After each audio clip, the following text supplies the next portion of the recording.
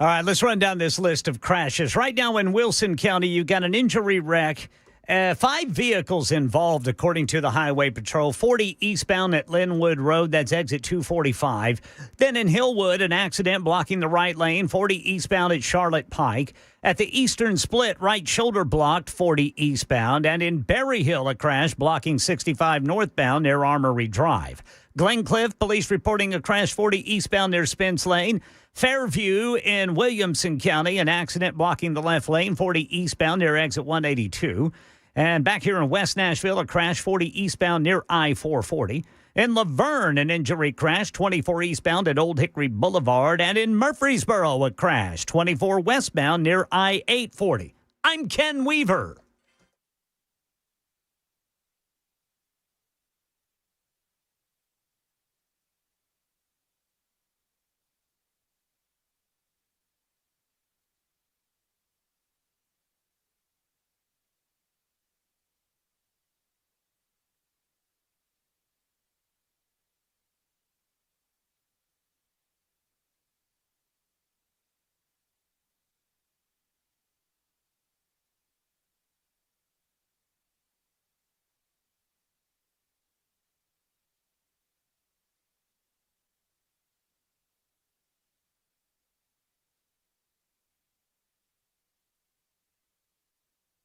Super Talk 99.7 WTN. Hello, friends, and welcome to the Matt Murphy Radio Show. We are underway for another day. It is Tuesday, October 7, 2025.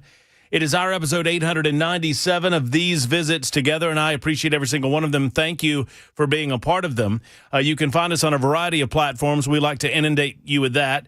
At the beginning of the show, we call it the pleasantries as I introduce the players of the show, let you know the lay of the land, what's going on, what we'll be discussing today. As we begin the show today, we're finding out about Federal Aviation Administration cuts to flights in and out of Nashville, or at least into Nashville. Or I don't actually, I shouldn't say that I know. We'll find out together because we are discovering this in real time as we get on the air today at 8 minutes past 3 o'clock. But before I get into any of that, hello and welcome. Thank you for being here once again. You can find us on Spotify, iHeart, TuneIn, any place that you stream news, music, or information. You can stream this radio show. And if you find a place where we're not, let us know and we'll get there. We're on all of those places. You can also find us on our own app, and we encourage you to just download that, where you can find Nashville's Morning News and Chris Hand and Chad Benson and Matt Murphy and the rest. You just type in Super Talk 99.7 WTN, download that app, and off you go, and you can find out more about us. There's little bios. There's clips from previous shows. It's a lot of fun. It's a lot of fun. You can also find us on YouTube TV. In addition to YouTube, we are on Facebook, Twitter, Twitch, and Rumble. All of those places, we invite you to be there. My particular favorite is YouTube because of the YouTube chat. There are a lot of knuckleheads in the YouTube chat. Love every single one of you and appreciate you participating in the chat. You can also, speaking of chat, you can chat with us if you choose not to call by dialing up 615-737-9986. That is our telephone number. It is also our text line, 615-737-9986. We'd love to hear from you on either of those platforms, and we try to respond as best we can to each and every one of you. I mentioned that it's episode 897, and for just about every single one of those, we have in some form or fashion or another had Ken Weaver on board with us. He does the news in News Closet B, gathering headlines and delivering them twice an hour or when it breaks. And we've got some breaking news, Ken. What's going on, brother? How about you boys? What's happening? Oh, Jackson's here too. Hey, so anyway, Ken. Yes, sir. That's a joke, Jackson. It's just me being mean, Jackson. I'm sorry. You okay in there? You doing all right, Jackson? I'm all right. Jackson, by the way, for those that don't know, he's doing, you know what he's doing this week there, Ken? What's he doing? He's doing the old split shift. Oh, yeah. Uh-huh. Working that double duty. I am. Working the early morning hours on our brother station, 104.5 The Zone, right? Yeah, I'm hanging out with Ramon and Will this week. Mm-hmm. How's Ramon after I snaked that Pappy Van Winkle from him the other day? He is not happy with you. He's not happy with me. Tell everyone what he said. Do you remember what you told me he said? I didn't know Murphy had it like that. So, hey, Ken, Ramon bet a certain figure on a bottle of Pappy Van Winkle and thought he had it in the bag for charity. And I came in that afternoon, and I just took care of my business. Yes, sir. And it makes me feel good that Ramon's response was, I didn't know Murphy had it like that. And you know what my you know what my retort is, Jackson? Hey, tell him I said this, by the way, Jackson. I will tomorrow morning. Tell him Murphy don't have it like that. Murphy has had to take out a loan and will be repaying said loan for some length of time. What is going on with the airport, Ken? What is happening? Well, if you're flying in or out of Nashville today, heads up, delays are hitting BNA. The FAA notifying Nashville International Airport flights are being reduced due to a shortage of air traffic controllers. Staffing issue, according to the FAA, tied to the ongoing government shutdown, left essential workers like controllers on the job, but without pay. So starting at 2:30 today, BNA put out an alert, said expect fewer takeoffs and landings. No official ground stop has been issued. This is a ground delay. Reroutes are already happening. Travelers are urged to check with their airlines before heading to the airport. This looks like this ground delay could run through midnight. So it looks like flights are delayed by about 126 minutes on average right now. So 2 hours.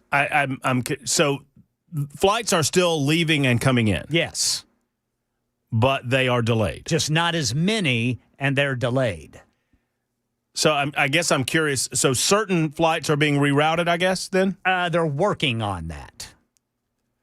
Yeah, they say delays and reroutes are already happening. So, yeah, apparently some reroutes are already happening. But I don't know what that means.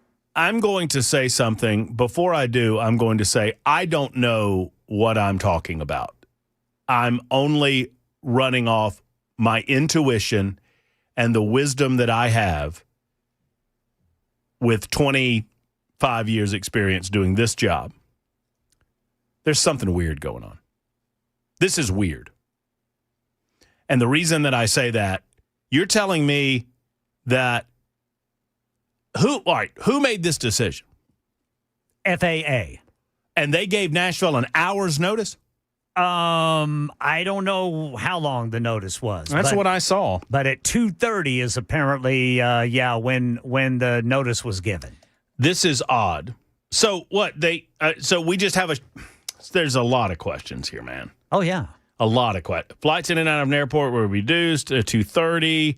Ongoing air traffic controller shortages exacerbated by the shutdown. Metro Nashville Airport said the FAA notified airport leadership of the cuts just over an hour before they were set to take effect. Yeah, same thing's happening in Boston, Chicago, Newark, and Las Vegas. So where are these? I guess my question would be, and I don't know that there are any answers for them right now. I'm not necessarily asking you, Ken, but I'm just throwing them out, generally speaking. Yes, sir. Where are these shortages? Local? I mean, I guess they're not local.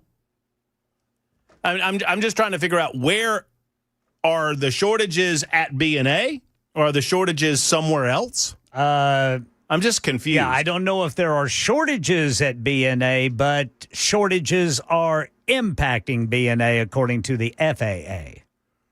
Yeah, I'm just I'm at a loss for some of that. I mean, so some of this, the suggestion is some of this has something to do with the federal shutdown. I don't imagine that is a large problem in all of this, because obviously these are considered to be essential employees and expected to be at work. Now, a broader issue would be the fact that we don't have enough air traffic controllers in the United States of America. We got a lot of air traffic going on and not a lot of air traffic controllers going on, and we need more of them, obviously. Yeah, I think we had that before the shutdown. Oh, yeah, 100%. I mean, that's been going on for I think we talked about that. Remember when we had a couple of Donald Trump had just been resworn in as the 47th president of the United States. We had a couple of air disasters, one in Washington, D.C. Yeah. And we talked at length after the Washington, D.C. crash about the lack of air traffic controllers and, some of their experience or lack thereof, and the need to, eliminate DEI from the air traffic controller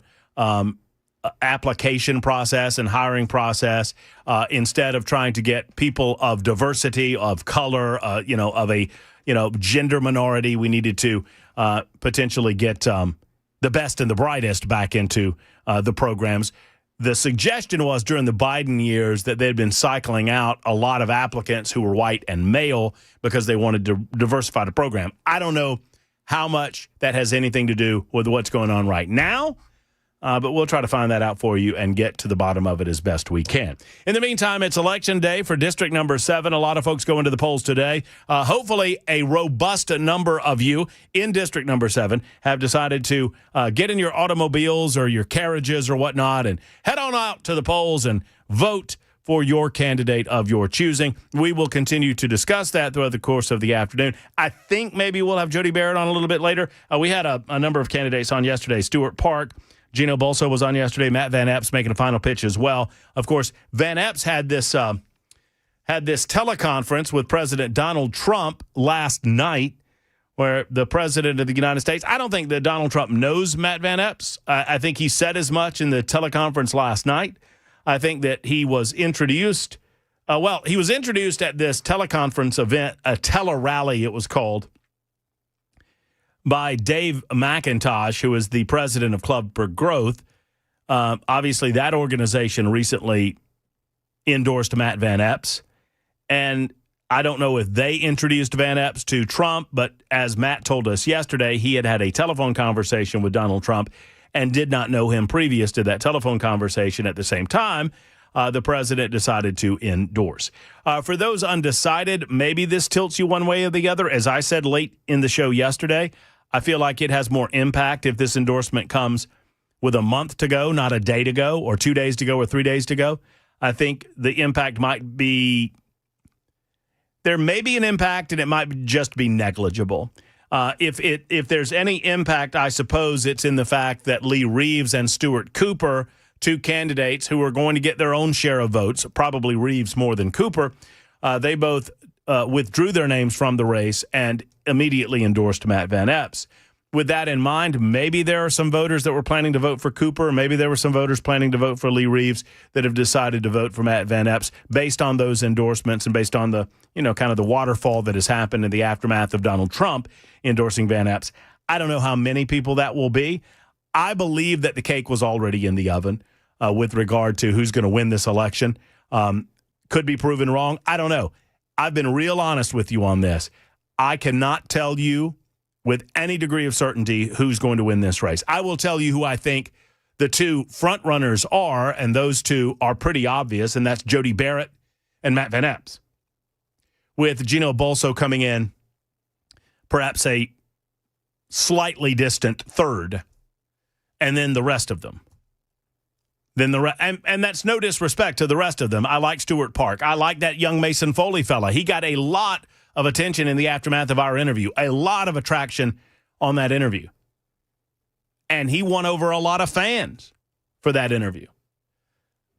But we'll be monitoring it and obviously reporting back to you as we find things going on at the polls. If you've been to the polls and want to talk about it, you are welcomed to give us a call at 615-737-9986. When we return, we got our good friend Taylor Hicks, who is a fabulous singer, songwriter extraordinaire. He's going to be in Franklin a little bit later on this month. It's always good to catch up with Taylor, and he's in town. He's always in town, but we invited him to stop by and say hello to us, and he's going to do that next on Super Talk 99.7 WTN.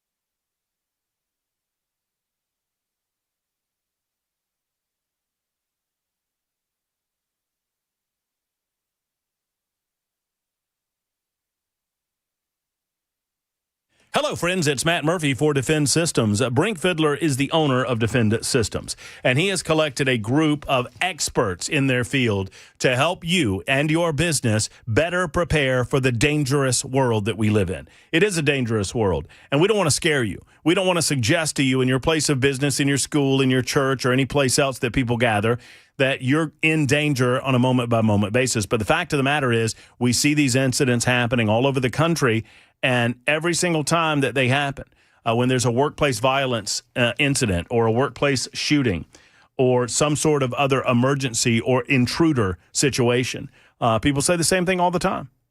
We never thought it would happen to us. Well, the chances of this happening to you are very low, but they're not zero, which is why I like to tell you hope is not a plan. It is time to get trained with Defend Systems. They are a life safety and security consultation firm. They can help you understand what to do in the unlikely event of an active shooter, workplace violence. They will tell you what you need to do with security improvement apparatus and emergency and intruder action plans, all customized to your facility. Give Brink a call. Hope is not a plan. Time to get trained. 615-236-6484, 615-236-6484, or online at defensystems.com.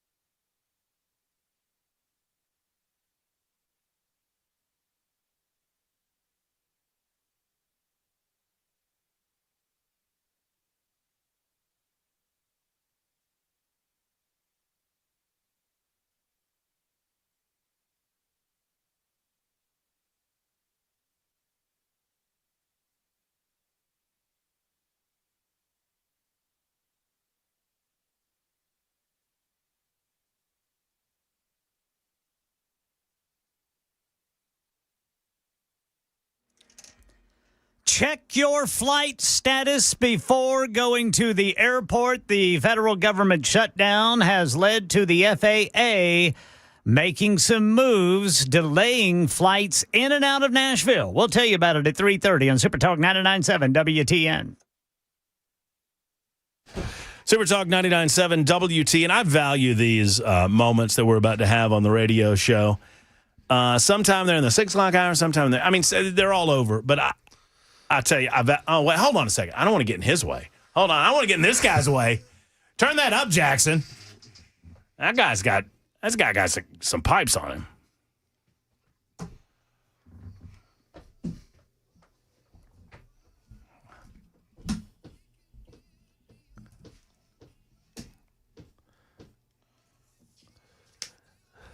Dang, Jackson, if I didn't know any better, I'd accuse you of producing. That's pretty good. How about that? Is that a new one? It's an old one, but it's a good one. Oh, I thought very relevant. I sat really up good. straight in my bed and thought to myself, have you got any music that you've ever done and produced that is relevant to these times that we're having right now. When did you do that one? How did I miss that? The Distance was recorded probably 10 years ago. And Taylor Hicks, by the way, is in the house. Thanks, Matt. What's up, brother? Always a pleasure to come on. I feel like I know everybody up here because I listen all day long in my car. Well, we're glad you do, man.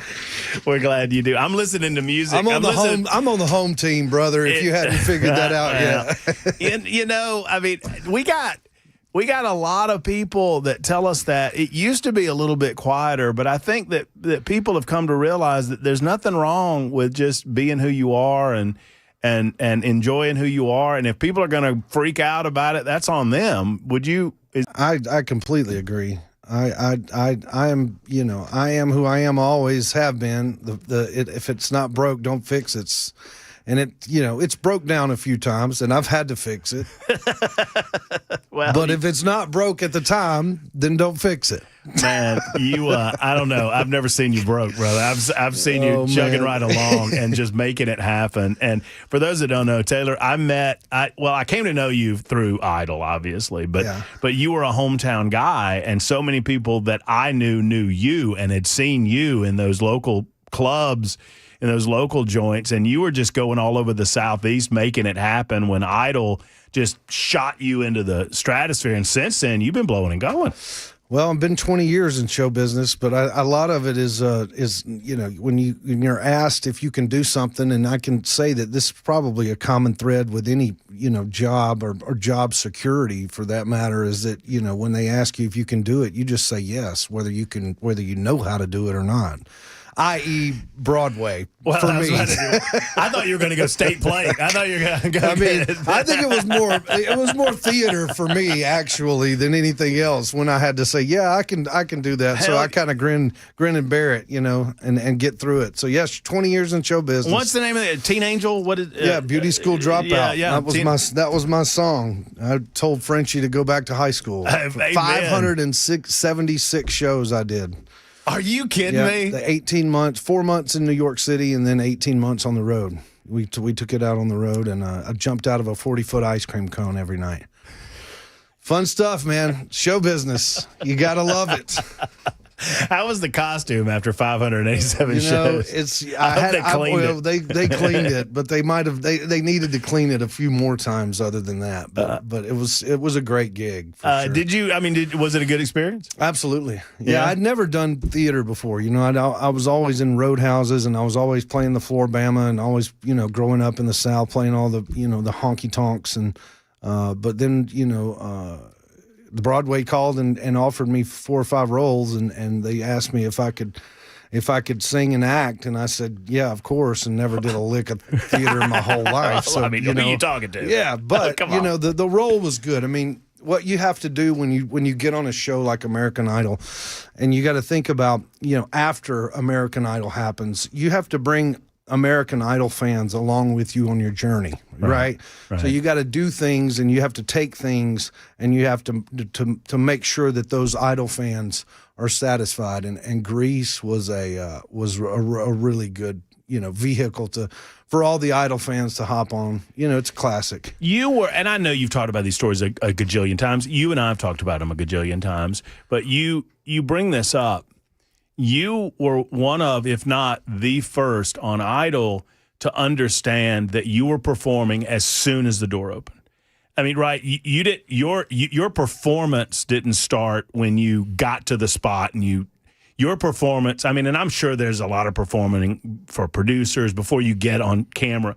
But when you opened the door and you had the harmonica and you were wailing on the harmonica walking down the hallway, you understood that your performance began the moment they saw you. Absolutely. Yeah. And I knew that was my number was called, and I had been working on that number being called, and Lord willing and the creek don't rise. It happened for me, and I ever since then I knew I was going to be in show business. But yeah, being on that show at that period in time was a blessing, and it still is a blessing. You know, I love American Idol, and I love what it's done for me, and I love what it's done for the folks in the hitherland, the flyover states. Right. You know, Right. it wasn't an LA thing, it wasn't a New York thing, right? It was something that had to do with the middle of the country, Look, and that's what I loved about it. I tell you this, I mean, not because I like you and I consider you a friend. I tell you this because it's true. You're one of the most talented guys I know, and I don't know without that show that you reach the heights that you've reached. Right. And I mean, that's true. And it takes a show like that actually went out to the small corners of this country and opened up the idea that everybody that had talent can show their talent and possibly make it. Instead of an A&R, you know, office guy up here or in Nashville or in LA or in New York, you know, an A&R guy telling us or force feeding us what we wanted to hear. This gave the Americans a chance to vote, you know, and to determine what they wanted to hear. Taylor Hicks is with us for the better part of this hour. He's got a show coming up in Franklin on the 17th. 17th. Is that right? All right. So we're going to talk a little about that. We're going to talk about Taylor. If you have any questions for Taylor about the music industry or anything else, hit us up on the text line 615-737-9986. It's time for news on Super Talk 99.7 WTN.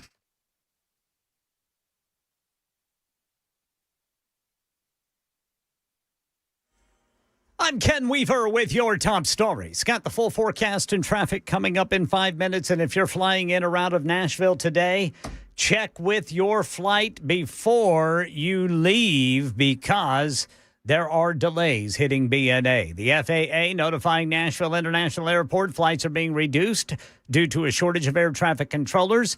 Staffing issue tied to the ongoing government shutdown, which has left essential workers like controllers on the job but without pay. Starting around 2:30 this afternoon, the FAA notified BNA that they were going to do this. Now, this is not an official ground stop. This is just a ground delay. Delays and reroutes are underway. Travelers urged to check with their airlines again before heading to the airport. U.S. Supreme Court hearing arguments today in a case challenging Colorado's ban on conversion therapy for gay kids. Colorado defends the law as a safeguard against harmful practices. Matthew Shurka was one of those individuals. He tells ABC's Devin Dwyer that the conversion therapy he endured had him cut off contact with female members of his family, including his mother, for years. Any therapist can share their opinion on anything. That is their freedom of speech. But when it comes to a course of treatment, that's professional speech. I was given a treatment to cure my homosexuality that had no basis in any scientific finding. So after the hearing today, justices appeared split, with some raising concerns about viewpoint discrimination. A ruling is expected in June and could impact similar laws in more than 20 states. That's the latest news. Traffic and weather next. I'm Ken Weaver, WTN News.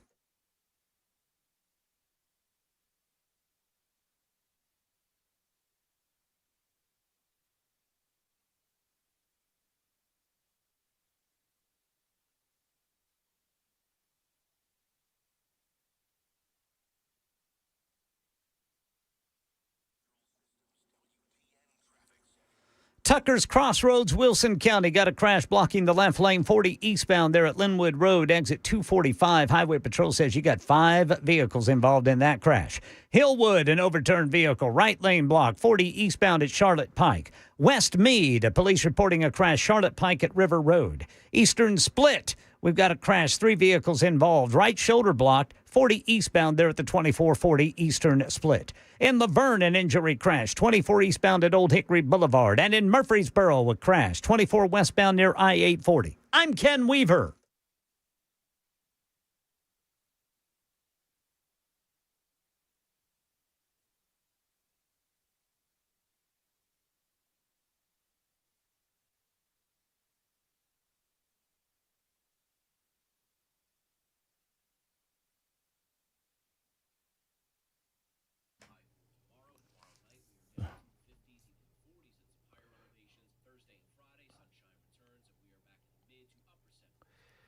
So I call Dr. Mitch and I tell him that I've got this lower back pain that just won't go away. With spinal decompression technology at his fingertips, Dr. Mitchell Dr. Ashley and the rest of the team at the Wellness Institute of Nashville went to work. And with their techniques with spinal decompression, and if you don't know what spinal decompression is, it's simple. It heals the disc by opening it up so that blood and nutrition and hydration can get to that area and heal the spinal disc and heal the nerve and take pressure off of the nerve. This happens in a natural way, which means you don't have to worry about surgery. That should be a last resort anyway. No spinal injections, no painkillers repeatedly over the years. That's what it's all about, is getting to a natural healing process. So if you hurt in your back or your knees or your neck or your hips or your elbows, wherever it might be, they can assist you for the most part. Now, obviously, I mentioned that I've had shoulder surgery recently. There are certain things that they can't do, but for the most part, they're going to be able to take care of this without considering surgery. It should always be a last option. 615-246-5009. Ask them about the Big Daddy Trump special, $12 for a comprehensive examination, x-rays, well-explained diagnosis, and first treatment. If you're in pain, you owe it to yourself to go to this website, painisbad.com. That's painisbad.com.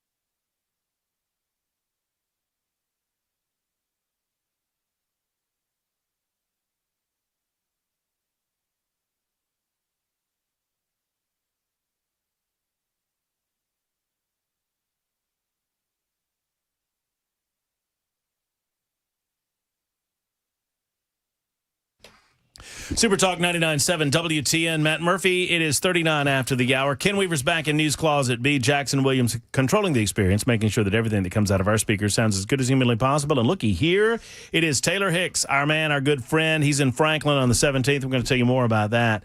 And it's always a pleasure to have you in studio. Thank you. Always I a really pleasure to have appreciate you. it. And, you and I were talking during the break. Have you noticed in the industry that you're in, whether it's TV, on stage, on Broadway, you're out on the lefty coast, right? I mean, you talk to all of those folks. I mean, you were in Vegas at a residency for a long time. I feel like there's a shift in your ability to be more open about who you are. Absolutely. Do you feel that way? Yes. Thank goodness.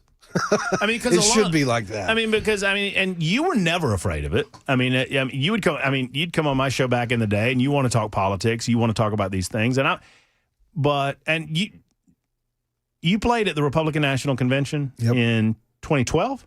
It was Romney. Yep. Yeah, that's 2012. 2012. Yeah, that's 2012. G.E. Smith and the Saturday Night Live band taking it to the streets. Awesome. Man, I had Dana bash. I mean, she was just bashing me. I mean, it was funny because I was one of maybe 3 or 4 performers at the Republican National Convention that year. Right. And, boy, I got hounded. But you know what, though? I mean, I wanted to do it. I was honored to do it. And if I was asked to do it again, I would do it again. Is it, in your experience, true? Because we talk about all the time that with these muckety mucks, and I'm not going to necessarily name names, maybe in a minute or two, but that, that it's perfectly okay if you're on the left side of things. It's perfectly okay if you're a Democrat. Right. But if you start talking about thinking differently and feeling differently in the political world, that they shun you. Yeah, it feels like that, I've had some experiences, obviously, being in the business for 20 years. It's been, it's a very tricky river to navigate, and you have to do it the best that you can and while still holding your own values. That's tough to do in the entertainment world for sure. But I see you out there. I see people like Aldine out there. I see people like Kid Rock out there. I see people out away from, we were talking during the break, you see, hell, a guy that I didn't like 20 years ago, and I love him now, Phil Mickelson in golf. If y'all don't follow Phil on social media, he is put, Bryson DeChambeau is another one that are like, we're not going to be afraid anymore to talk about what we believe in and the values that we hold dear because we have just every much as right to do that as everybody else. And if you really got down to just the practical math of it, they're pretty damn good values. Yeah. Right. It's just practical. There's some good sanctity wholesome of life, value. Respect for other people, working hard, trying to get ahead. Yeah. That's being America. Nice. But yeah, that's right. That's America. That's what America's all about. But you're right here in the middle of it, right? How long have you been living in Nashville? 20 years. Have you been there that long? 20 years, yeah. When you left BHAM, you I left BHAM. I got here when I was 29, 30, and then I went out to Vegas, and then I toured and traveled and had a house here, and then really honestly been in Nashville proper for about 12 years. Have you played golf with Daly over at Old Hickory? Oh yeah. Yeah, see, and I've snuck off Jackson, down to Old Hickory. Ask Taylor how many times they've invited me to go play. You're up, dude. You're up. Your number's going to be called. Old Hickory, I'm telling you, that's a hell of a country club, man. That is a heck of a country club. That's more over country there. than club. Yeah, that is. Yeah, they have a good time, and some great. I've had some great conversations with people over there. They good folks. Yeah, good folks. Good old God-fearing Americans. And bless their hearts. I feel like Daly takes up residency over there sometimes. He right? does, yeah, and he's not afraid to put the Good Boy vodka bus right there next to the road, right there in the front there. Absolutely love it. He's a good egg, man. He's been a buddy for years, and I'm happy that he's got him. Got a nice club and bar down here. Right off of where is it at? Right off of I have no idea. But yeah, he's got a. I did the opening party for him. Made the Is it on rounds. Demumbrian? Yeah, off of. I think it might be. It was next to Jackson, where fact check us where Daly's. Yeah, where John we Daly's might going to get too far down the line, but yeah, Daly's doing good. I see Daly and I see Bob and the gang here in town, and whenever I can, and it's a good folks. Speaking of Bob's, have you always done Seeger's work? Yeah. Yeah, I grew up listening to Bob Seger and spent, I would say Bob Seger, Van Morrison, Ray Charles was the root of my musical tree when I started singing. But then it ventured out into Van and Bob, and when I do these hometown shows at the Franklin Theater, I like to take an artist that I grew up in, and play. So I'm doing Bob Seger's Greatest Hits, Night Moves. I'm doing that on the October 17th here in a week. Next night before the Alabama Tennessee game. Oh Lord! The night before. So let's bring folks together before they. Yeah, before we kill each other. Are you? Do you still have is your allegiance Bama? Would you? It's funny. I don't ever give up the ghost because I always tell people Alabama. You tell him. Well, I'll say he'll tell everybody he's a Republican. Hey, y'all hear this? Ken Weaver, you listening to this? I'm listening. That's true. Taylor Hicks will tell everybody that he's a Republican, but he won't tell anybody who he roots for. Listen. I always like to say this, and this is true. This is the only time that Alabama and Auburn fans ever agreed on something. Is the night that they were voting for me on American Idol. So if you think that I'm giving up that ghost, I'm not going to do it. I'm not going to get – I got too many records to sell. I got too many tickets. I think we've the rest of the SEC forgives you that you narrowed it down to the two, but you're not giving up off those two, right? And as a matter of fact, I'm going to the Auburn-Georgia game this weekend. I'll be there too. Are you really? Yeah, Good. We'll Maybe we'll tailgate or something. We got to hook it up. And then I'm going to the Alabama-Tennessee game. So I go from one to the other, and I high-five everybody, and I can't give up that ghost. I don't think people blame me either. I mean, that's just, hell no. And luckily, they'll forgive you for being a Republican. But those Bammers would never Let's forgive fight worse, man. I just that's something that I've and luckily being a musician and growing up, I got away from it. So I'm not living in the state, Right. Oh no. Trust me when I tell you, being a Georgia Bulldog fan is a hell of a lot better in Nashville, Tennessee than it was in Birmingham, Alabama. Because one, we can't beat them. No. And two, they won't shut up about it. I mean, it's bad.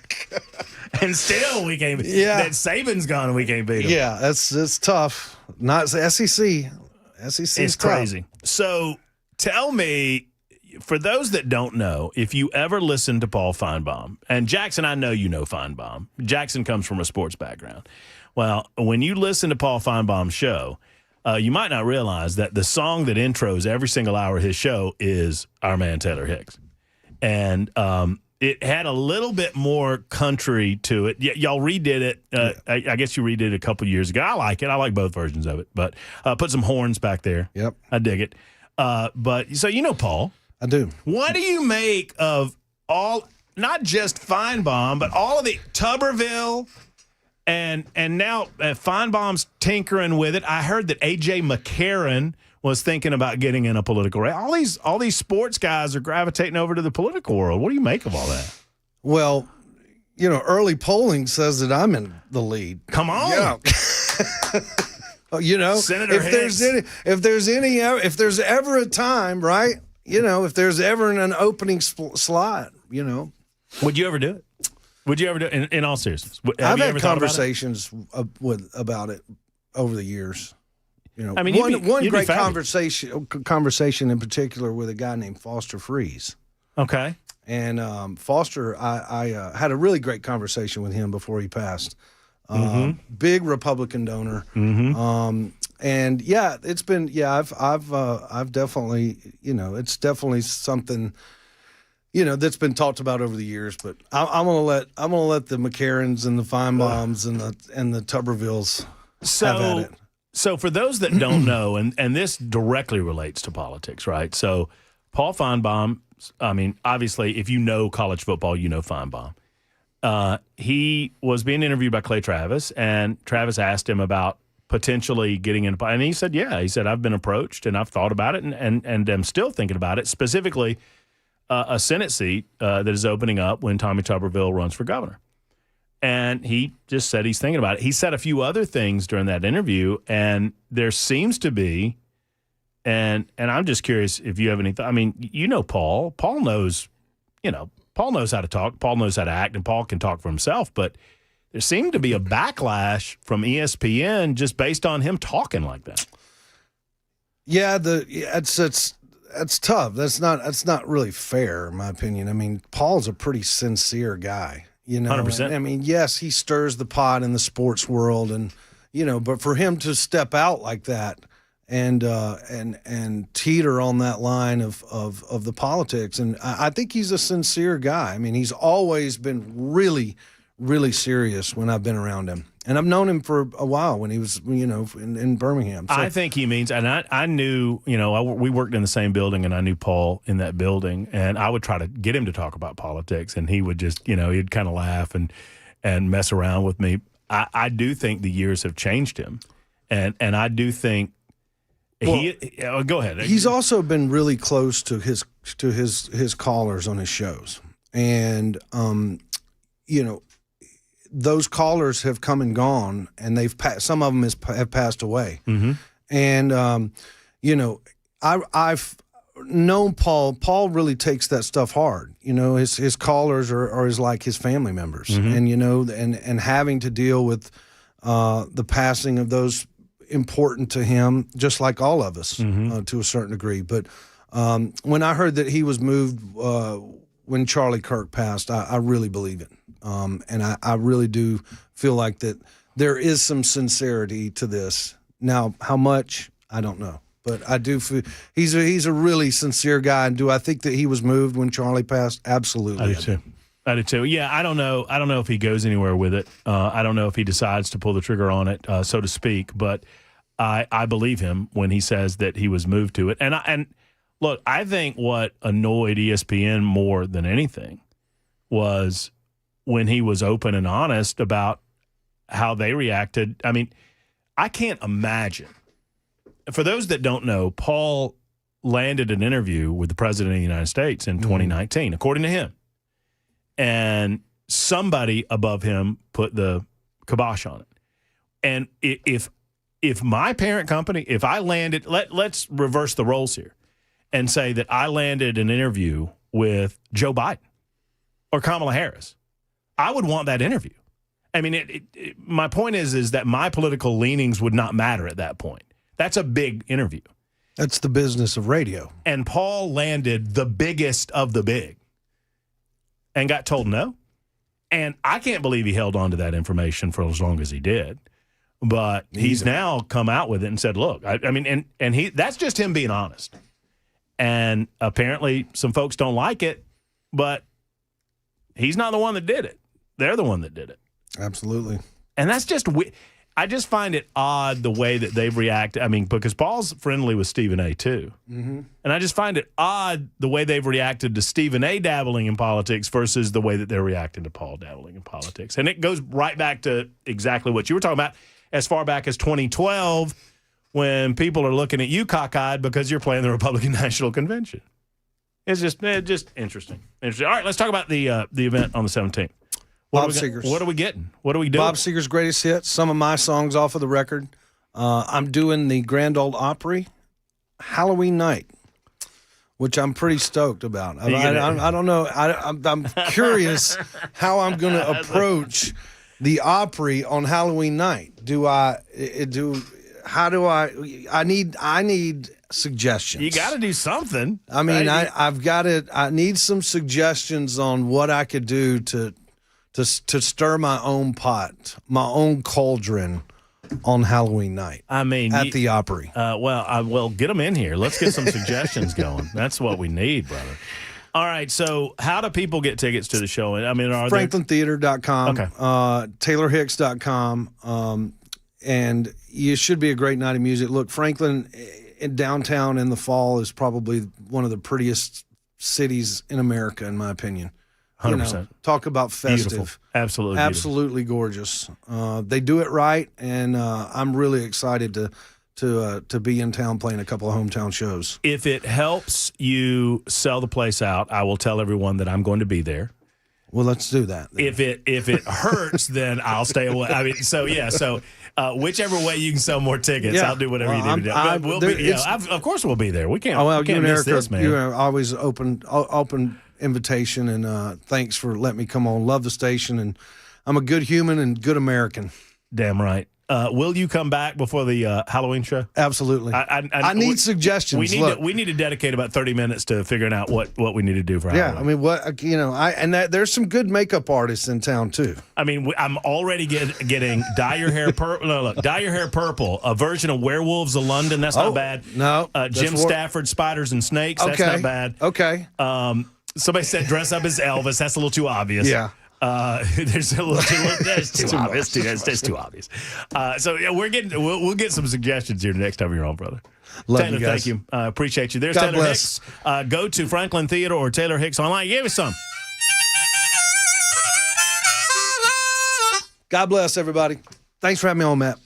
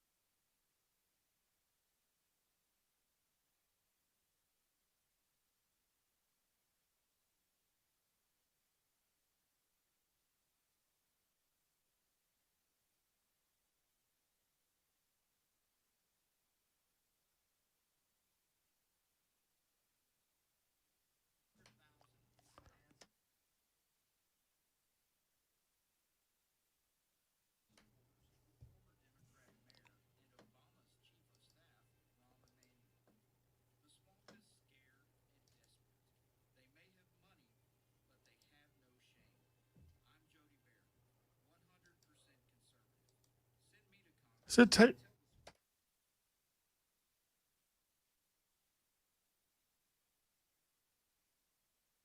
What's up, guys? It's Matt Murphy for the Tennessee Men's Clinic. Friends, if you have noticed that you still have the want to when it comes to intimacy, but you don't quite have the can do anymore, there is no shame in this game. This happens, men, from time to time, but thankfully we live in a wonderful time where you don't have to just accept it as the way things are. You can do something about it, and thankfully, we have the place to go. It's Tennessee Men's Clinic. Tennessee Men's Clinic, since 2014, have been assisting men just like you, and right now they have had thousands of men walk through their doors, either in Franklin, the new locations in Cool Springs, and yes, now the brand new location in Clarksville. They've got Middle Tennessee covered. Walking through the doors, and they walk out as new men back in the game. Do not rely on pills that don't work, that come with nasty side effects. There are better treatments. Sometimes it's a combination of treatments that can finally unlock the results that you have been missing. Whatever your issue might be, their qualified urologist wants to talk to you about it in a discreet and professional way. Call them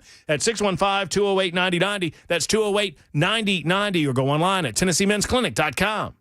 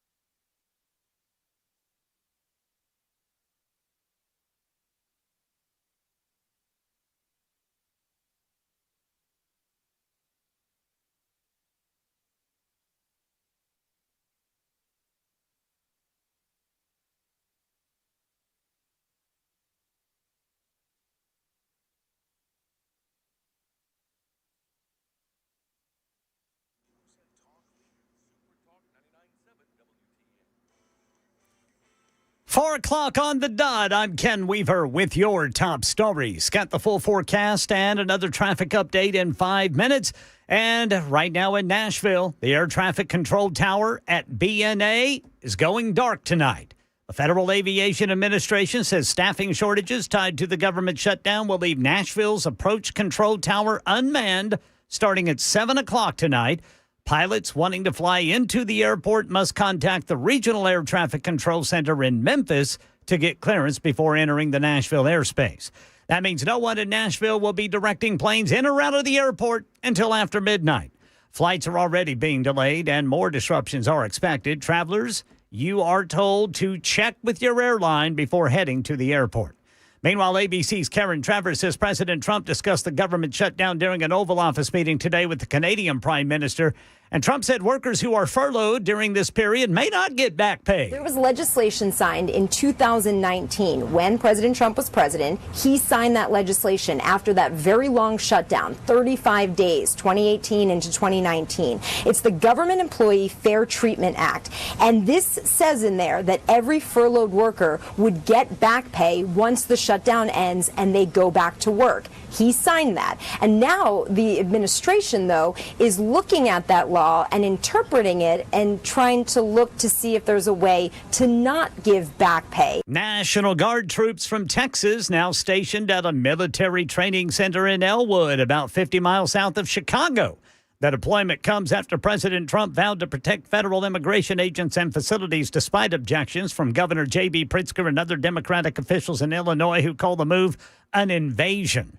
Tense exchange today during a Senate hearing between Attorney General Pam Bondi and Democratic Connecticut U.S. Senator Richard Blumenthal when Blumenthal asked Bondi about a series of mergers her office approved.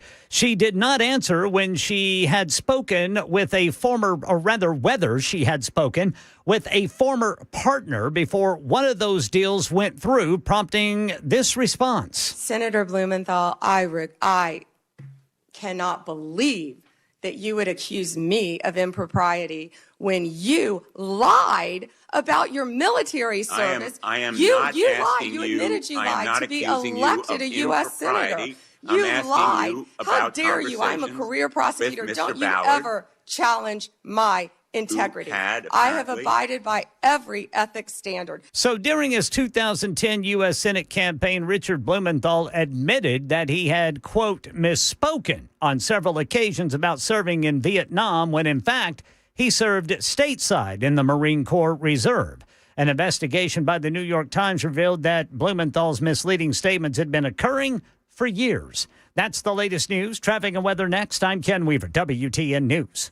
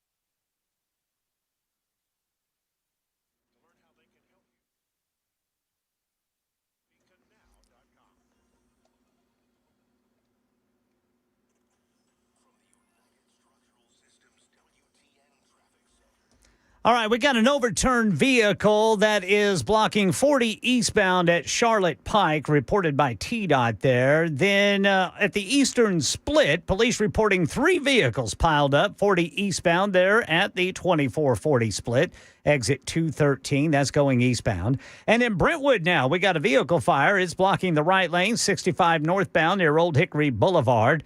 Tucker's Crossroads in Wilson County. Highway Patrol reporting 5 vehicles crashed. 40 eastbound at Linwood Road, exit 245. I'm Ken Weaver.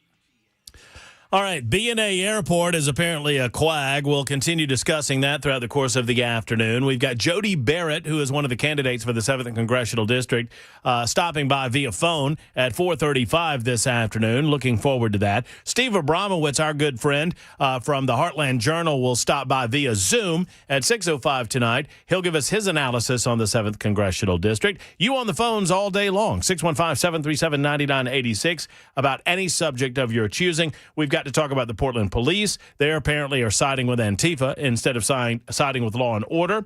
We have the 2nd anniversary of the horrific, tragic, and evil day of October 7th, 2023. That obviously commemorating and marking the day that Hamas viciously attacked Israel and slaughtered hundreds and thousands of Jews in their effort to... Well, I don't know what they were trying. I mean, I genuinely don't know outside of killing Jews what they were trying to do. We will discuss that today. But before we do anything else, I got to go back an hour. And, you know, you always want to look forward. You don't want to look back. And by the way, thank you for being with us. 615-737-9986. Once again, it's Matt Murphy. Ken Weaver's back in News Closet B. Jackson Williams is the executive producer of this radio broadcast. Running the controls at this moment is RJ. He is on the board, on the calls, making the call. Jackson... You can lay back and maybe nap, you know? I mean, that might be something good for you. I do need to do this real quick because our guest, for the most part of the 3 o'clock hour, did not tell us something that all of you were telling me on our super text. It was his birthday, and I didn't know. Did you know it was Taylor's birthday? Did you know it was Taylor's birthday? Did you know it was Taylor's birthday? Nobody knew it was Taylor's birthday. I had no idea. So, Taylor Hicks, you dirty dog, you didn't tell us it was your birthday. So we're going to give you a little something to say happy birthday to. Once a year we celebrate with stupid hats and plastic plates. The fact that you were able to make another trip around the sun. And the whole clan gathers round and gifts and laughter do abound. And we let out a joyful sound and sing that stupid song. Happy birthday, now you're 1 year older. Happy birthday, your life still isn't over. Happy birthday, you did not accomplish much, but you didn't die this year, I guess that's good enough. There you go. That's So let's drink to your there's fading another health verse. and hope you don't remind yourself your chance of finding fame and wealth decrease with every year. Does it feel like you're doing laps and eating food and taking naps and hoping that someday perhaps your life will hold some cheer? Yes! Happy birthday! What have you done that matters? Happy birthday! You're starting to get fatter. Happy birthday! It's downhill from now on. Try not to remind yourself your best years are all gone. I guess I should have played the video too. If cryogenics were all free, then you could live like Walt Disney and live for all eternity inside a block of ice. But instead your time is set, this is the only life you get. And though it hasn't ended yet, sometimes you wish it might. Happy birthday! You wish you had more money. Happy birthday! Your life's so sad it's funny. Happy birthday! How much more can you take?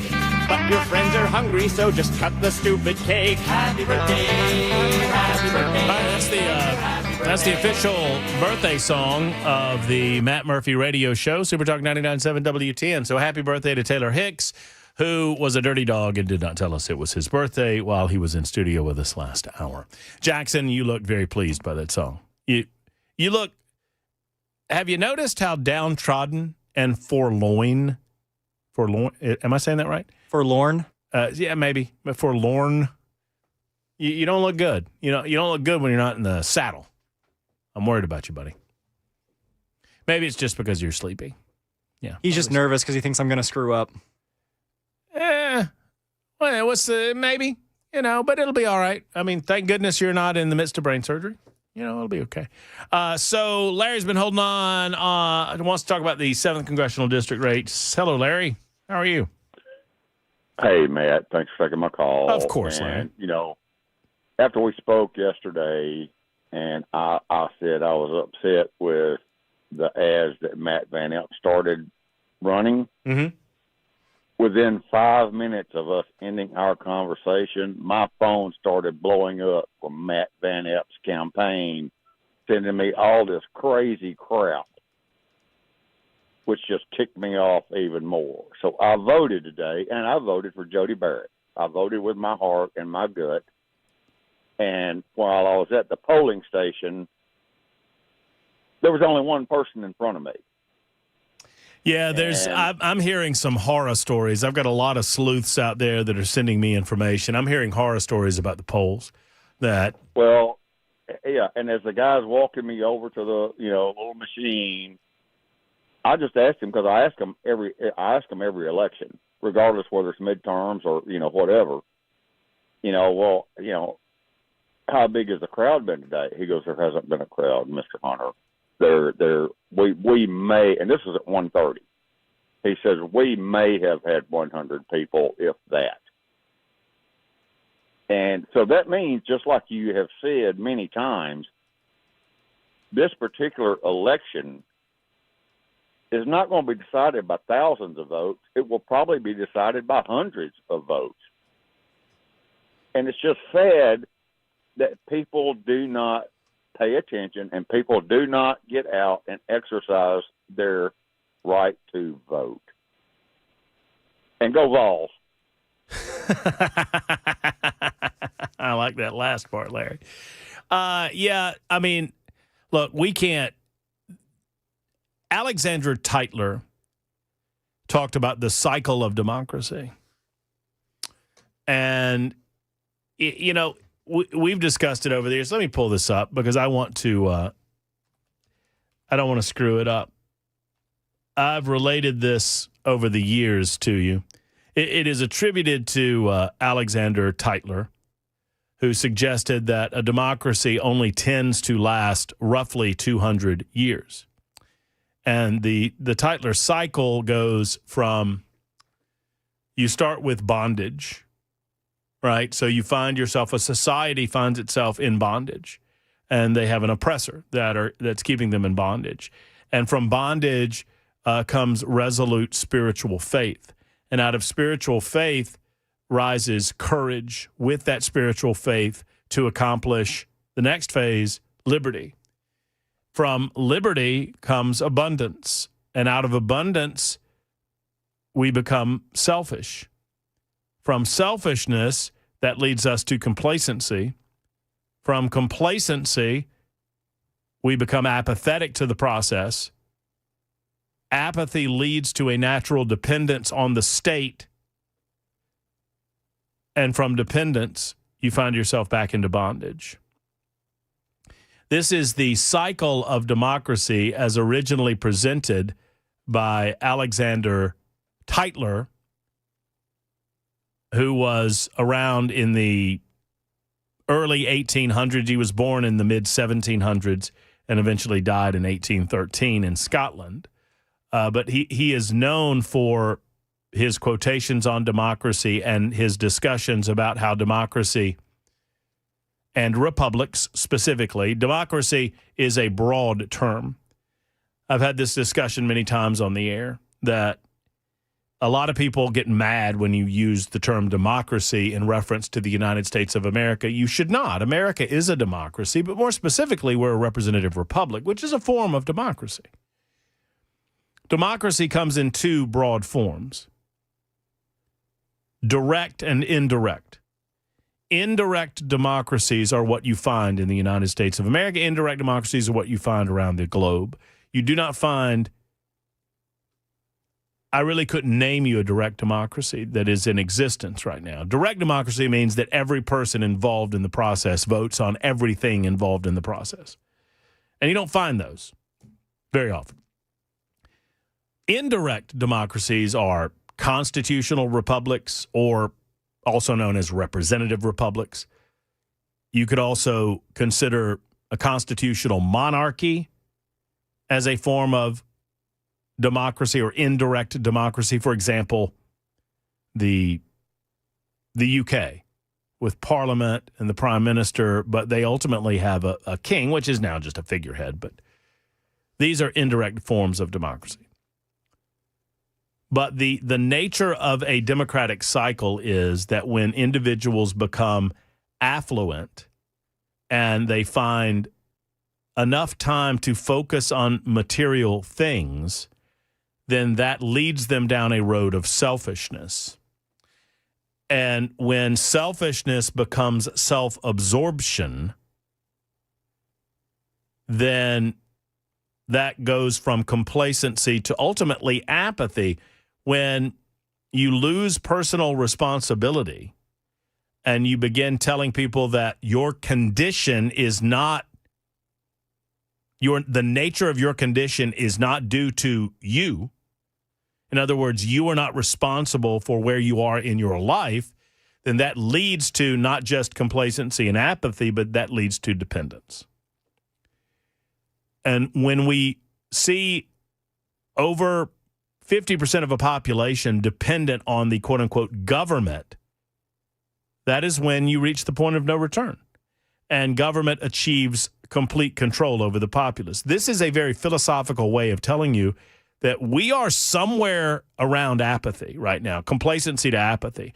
Now, Donald Trump has upset the cycle and has upset the apple cart in as much as he has woken a lot of us up to where we are in the United States of America along this food chain, and how we are about to slip into complete dependence on government. And when government achieves that, when government sees that its general population is dependent on the whims of government, they naturally will take you to bondage. That's what every socialist nation has ever done in the history of socialist nations. That's what socialism becomes. Socialism naturally becomes totalitarianism. And those screaming about their fears of authoritarianism in 2025 are those that will take us there the quickest. They want to get us there right now. So 100%, I agree that we are along that cycle of democracy, or in our case, representative republic. And I fear it. I do. I wish that more people would pay attention to things like the 7th Congressional District race. You can do both. You can pay attention to your football team. You can enjoy your life with your families. I know that most of you have very, very busy lives, and you have things going on in your lives that take you away from certain aspects of this. And I'm not wagging my finger at you.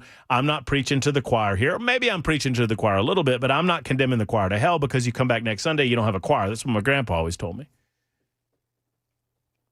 That said, we are at a very dangerous place in American society. The political right, they have awoken, and they have pushed back on the dramatic lurch to the left that we see among the Democrats. there has been a lurching toward socialism and away from spirituality and faith and prosperity and free markets. And now that the political right, now that we have awoken to that, and now that you see that pushback, did you think that the political left would lay down and not fight? Do you think that the socialist will not push back and attempt to regain the upper hand and control? And of course, those that are not useful idiots are willing to lie to the useful idiots and to the rest of us about the nature of their objectives. While they look at you in the camera and tell you they're against authoritarianism, every step they take is toward authoritarianism and a centralized state from Washington, D.C., dictating to you right here in Middle Tennessee exactly how you're going to live your life. And you will do so at the whim of the government. That's not Donald Trump. That's the political left. The lawlessness that exists in major American cities is not by happenstance. Much of that lawlessness is due to factions supporting individuals in political power in those cities, primarily district attorneys that are soft on crime because they want to create that level of civil unrest to convince the American people that what we are doing is not working. And what should we replace that with? A more socialized style of government, of course. That's the Soros plan. That's the Soros way. Why do you think he spent millions upon millions of dollars funding the political campaigns of the likes of Glenn Funk? Now, I don't know that he's given money specifically to Funk, but you know what I'm saying. All right, that's me on my philosophical high horse. Thank you, Larry, for the telephone call. I wish that more would go to the polls and vote in this election. Scott wants to talk about the 7th Congressional District. Mike wants to talk a little about Jody Barrett. We'll do both of those things and take your calls as well. 23 after the hour on Super Talk.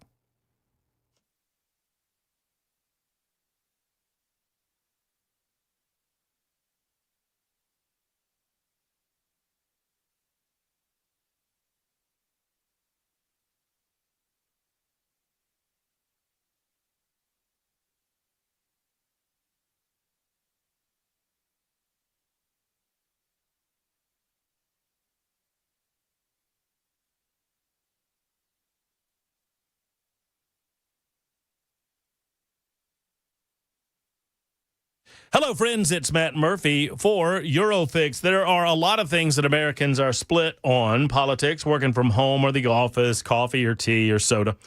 But there's one thing that we agree on. Taking your car in for repairs is complicated, or at least it can be complicated. Your repair is only as good as the person under the hood.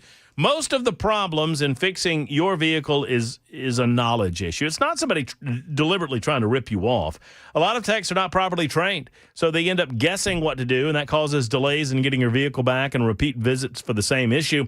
For around a quarter century, however, Eurofix has been doing things differently. They do things the right way, in my opinion. Every visit starts with a free 15-minute no-wrench inspection, so you know exactly what's going on before they start the work. At Eurofix, they pay their techs more than any other company does. They do that to attract the best and the brightest talent.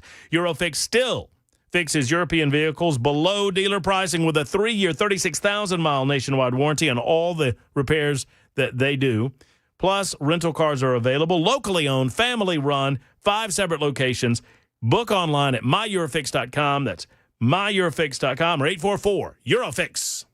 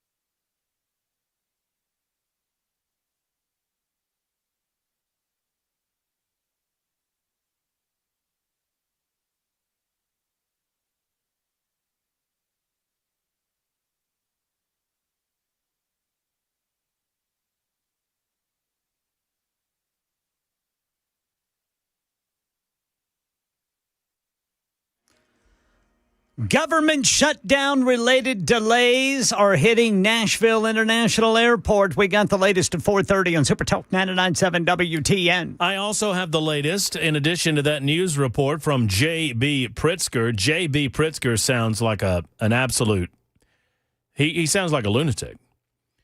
Violent rhetoric aside, I will spend a good deal of time breaking down in the 5 o'clock hour a 2-minute clip from J.B. Pritzker, who talks about your rights being taken away and Donald Trump is a fascist and he's just like Hitler and he's just like Nazis. And, yeah, he said much of what I'm relating to you right now.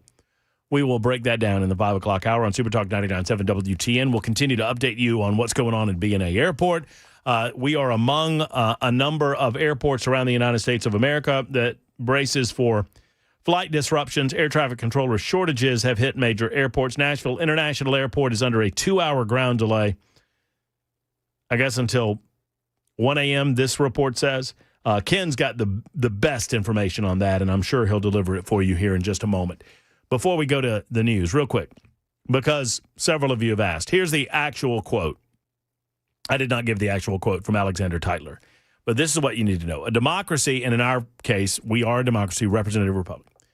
A democracy is always temporary in nature. It cannot exist as a permanent form of government. A democracy will continue to exist up until the time that voters discover they can vote themselves generous gifts from the public treasury. From that moment on, the majority almost always votes for the candidates who promise the most benefits from the public treasury, with the result that every democracy will finally collapse due to loose fiscal policy, which is always followed by dictatorship. The average age of the world's greatest civilizations from the beginning of history have been about 200 years. During those 200 years, those nations always progressed through the following sequence: from bondage to spiritual faith, from spiritual faith to great courage, from courage to liberty, from liberty to abundance, from abundance to selfishness, from selfishness to complacency, from complacency to apathy, from apathy to dependence, from dependence back to bondage. Where do you think we are on that cycle? We're a lot closer to bondage than we are to spiritual faith. I'll tell you that. It is time for the news on Super Talk 99.7 WTN.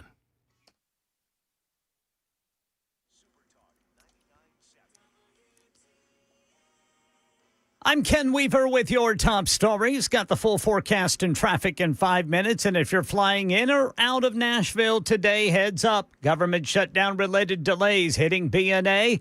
The FAA notified Nashville International Airport this afternoon that flights are being reduced due to the shortage of air traffic controllers. Here's Channel 4's Courtney Allen. Right now, the average delay here at BNA is 126 minutes. That's a little bit over 2 hours. And this is not an issue that is isolated to the Nashville airport. Over the last 24 hours, we know that they've had similar issues at Hollywood Burbank Airport in LA, also the Newark and Denver airports. And we know that Transportation Secretary Sean Duffy has said that since the government shutdown began last week, they have had an uptick in people calling out sick. Yeah, so the air traffic control tower at Nashville is scheduled to go dark tonight at 7, and that'll be until midnight. Travelers are urged to check with their airlines before heading to the airport. National Guard troops from Texas now stationed at a military training center in Elwood, about 50 miles south of Chicago, after President Trump vowed to protect federal immigration agents and facilities. And he's not ruling out invoking the Insurrection Act if he's not allowed to deploy National Guard troops to other cities like Portland, Oregon. Yeah, well, it's been invoked before, as you know. If you look at Chicago, Chicago's a great city where there's a lot of crime. And if the governor can't do the job, we'll do the job. It's all very simple. Illinois Governor J.B. Pritzker and other Democratic officials in Illinois calling the move an invasion. Meanwhile, a hearing on a temporary restraining order for Portland is set for Thursday. That's the latest news. Traffic and weather next. I'm Ken Weaver, WTN News.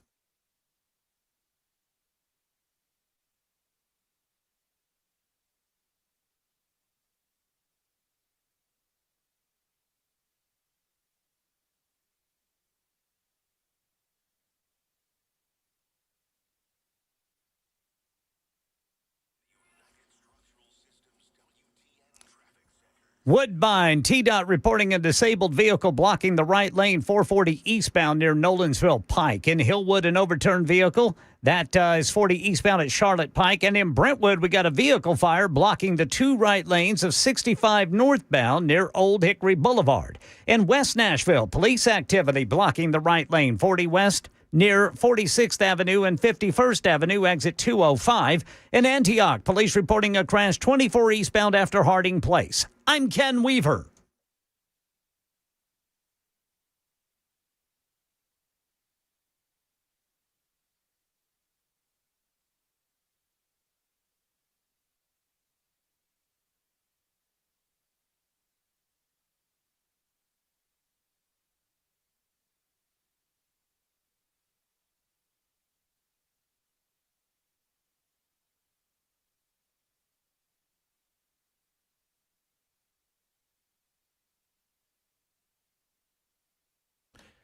Hey, friends, it's Matt Murphy for United Structural Systems. United Structural Systems are problem solvers, and you need problem solvers if you've noticed some of the telltale signs of issues in and around your home, such as doors sticking, windows sticking. These are some of the first signs that you might have structural issues. Then maybe you've noticed the telltale sign of the cracks happening in mortar joints, you know, the stair step cracks that you see from time to time, or maybe even steps seemingly sinking into the ground. These are all possible issues involving your foundation. You need problem solvers that can come out and tell you what the heck's going on. Now, maybe they'll come out and say, hey, this is just natural settling, everything's A-okay, or they'll tell you the bad news that you need to get something done. But if you catch it quickly, this is going to be less expensive than some of the processes they have to go through down the road. USS wants to help you. Go to USSTN.com. They have over 30,000 satisfied customers, and you could be the next.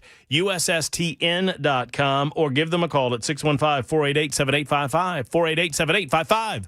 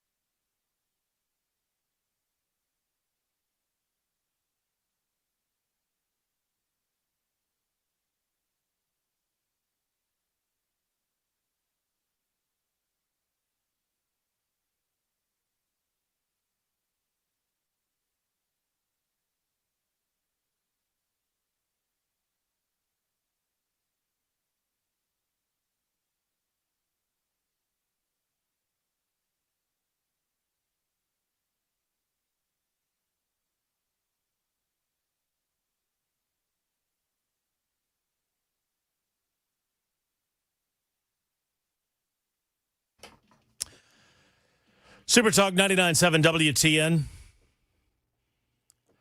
Thank you for being here. Whether you're joining us online on Spotify, iHeart, TuneIn, any of our platforms online, we appreciate you. We have our own app. You can find us at Supertalk 99.7 WTN. Of course, we're on the radio, 99.7 on 99.7 FM. Say it right, Murphy. Then you can find us on the web, streaming at 997WTN.com. And then there's Talk TV, YouTube, Facebook, Twitter, Twitch, and Rumble. YouTube, Facebook, Twitter, Twitch, and Rumble. However you're watching or listening, we thank you for that. I certainly appreciate you for that, and we'll try to make it worth your time. Jody Barrett is with us. Now, we'll get to Scott and Mike and Jerry all coming up in just a moment. Your calls are very important to us. But we wanted to say hello, congratulations, and, we're in the final stretch as folks are getting off work, perhaps, going to the polls and deciding whom to vote for in the 7th Congressional District. And I bet I know who Jody Barrett's going to tell you to vote for. What's up, Jody? How are you? I'm doing well, sir. Jody Barrett for Congress. Vote early, vote often. That's what we say on this radio show, brother. So how you feeling?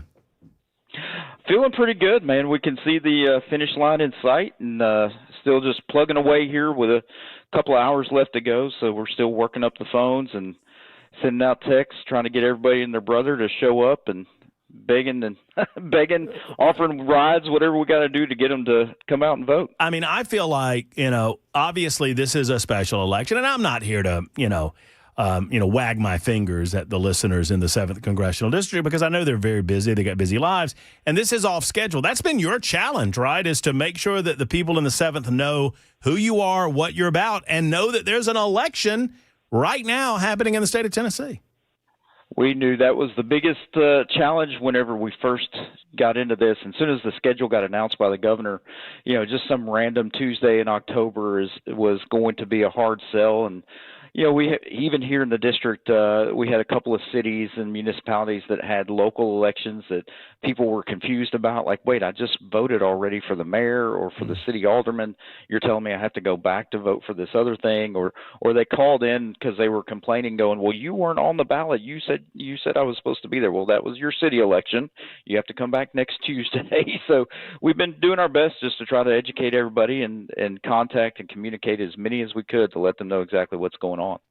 What do you think is the defining issues within the campaign? I mean, I feel like, and I'm not taking anything away from your candidacy because I think you've distinguished yourself from others, but, for the most part, you guys are going to agree on many of these things. All of you support Donald Trump. All of you support the efforts on the issue of immigration. Are there things that you talk about when you're on the stump that kind of separates you from the rest of the pack?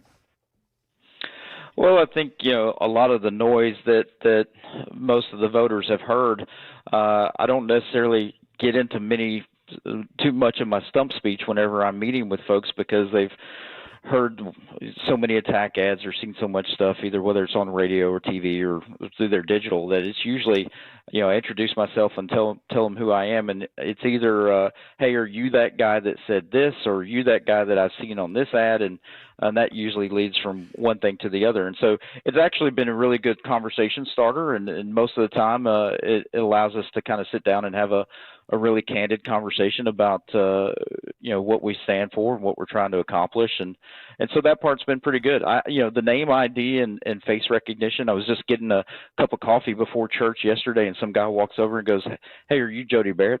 I wasn't wearing anything that recognized, said my name on it. And he goes, yeah, I've seen you on TV. I'm going to vote for you. I was like, well, okay, thank you, sir. Well, look, so, in the interest of full disclosure, Jody and I have known each other for a long time. What I appreciate most about you is that even if we disagree, you sit down, you give your point of view, I give my point of view, we hash it out, we talk it out.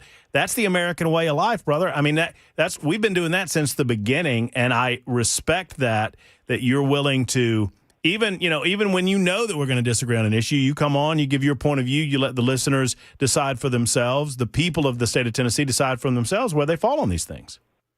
Well, and that's the way I approach the job. I'm supposed to be, as a lawyer, I've always had, dozens of clients, and now I just happen to have 70,000 clients as a state representative. And, if, and good Lord willing, if I win this thing, I'll have 700,000 clients. And the point is, you're supposed to hear from them and do your best to try to address their issues and walk them through whatever process or challenge that they're facing. And, my door is always open. My cell phone or my cell number is usually readily available to just about anybody that needs to get in touch with me. And as you said, whether you agree with me or not, or if I can help you or not, I'm still going to listen to you and do my best to try to do what I can to assist in whatever way possible. Well, I think a lot of the negativity that's been directed your way has ultimately drawn people to you. And I'm not making any predictions. I don't know what's going to happen. I certainly know what you hope is going to happen, and I think you'd do a fine job in Congress. But I think a lot of the outside money that's come in and some of the most negative advertising has been pointed toward you. And I think ultimately that creates a dynamic by which Tennesseans say, okay, wait a minute. One, I'm not going to trust these DC folks. I'm going to find out for myself what the truth is. But it draws them to find out more about you. I mean, I do not believe if the goal was to drag you through the mud, I don't believe it's worked. No, I don't think so either. And I think, certainly here in my district, in the 69th that I represent currently with the state, these folks know me pretty well. I'm born and raised here, lived here my whole life. And so when you're going to run these attack ads, at least make it somewhat believable. When you say, oh, Jody Barrett is, aligned with Joe Biden and oh, no, Republican and all this stuff. No. One of them, look, Jody. One of them called you a liberal douchebag. One of these ads, and let me tell you, I don't think you're either liberal or a douchebag. On the record, I don't think either of those things are true. Well, I think that's kind of the point, though, right? So if you're going to attack someone, at least make it somewhat believable that, yeah, I can see that's probably true. But most people are hearing this stuff and just going, well, that's just ridiculous. Well, and just to put a fine point on it, right? Like reasonable people can have a reasonable discussion about the issue of school choice. You and I did. I mean, we had plenty of conversations about that. That's a legitimate issue. And if folks want to vote on that issue, that's all well and good. But some of this stuff is just it gets pretty crazy. But I guess that's why they call politics the ultimate blood sport.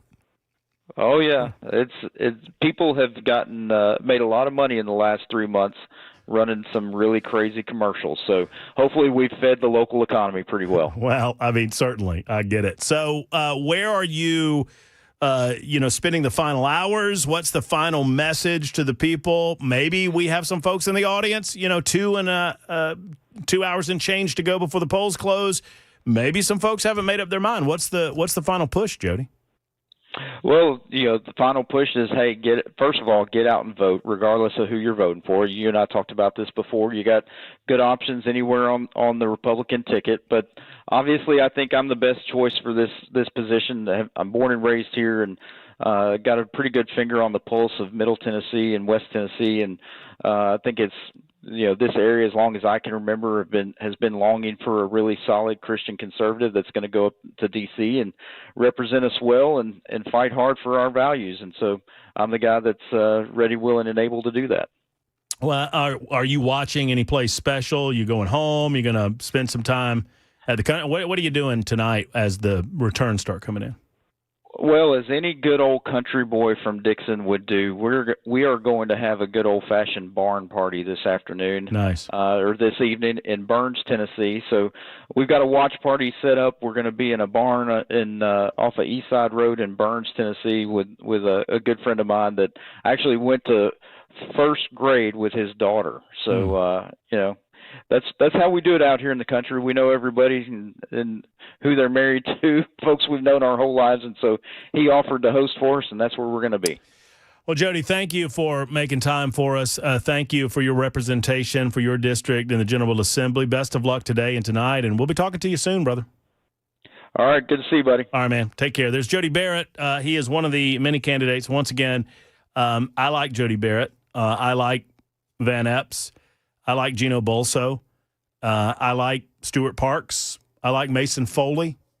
I like hell, I liked Lee Reeves before he dropped. So I don't have a stake in the race, but I do want the 7th Congressional District voters to have as much information as they possibly can about the candidates in front of them to make an adequate and accurate decision based on what they want their representation to be. It is 49 after the hour. We'll get to your call. I'll tell you what, actually, I think I can get I can squeeze one or two in here before we have to go to break. Jerry is next up on the line. Hey, Jerry, what's going on? Well, I was just calling about, first of all, I think we're somewhere in between the abundance or whatever, and then the apathy.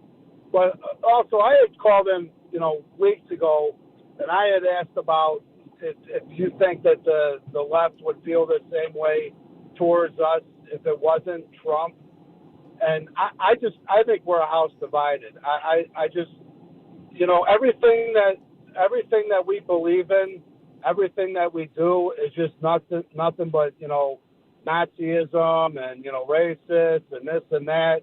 They can't get past that. And that's where I think we're at. I don't know how we move past it other than it's going to have to come from them. And I just don't see it happening. Well, here's the big difference. And I don't recall exactly how I answered this previously, but I'll say this to you, Jerry. The big difference between Trump and there are many other differences than the ones I'm about to point out.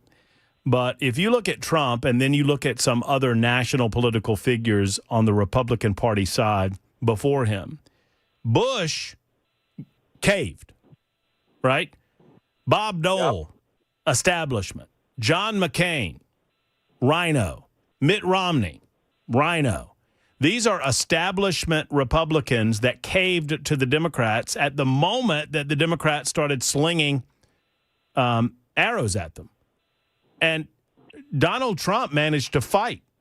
And every play in the playbook that they had to vanquish previous Republicans, be it personality-based issues or position-based issues, did not work with Donald Trump. Reason? Because Donald Trump represented something greater than the man. Donald Trump represented a disgust with the swamp in Washington, D.C. Well, you cannot represent a disgust in the swamp if you're a part of the swamp, like Dole, like Bush, like McCain, like Romney.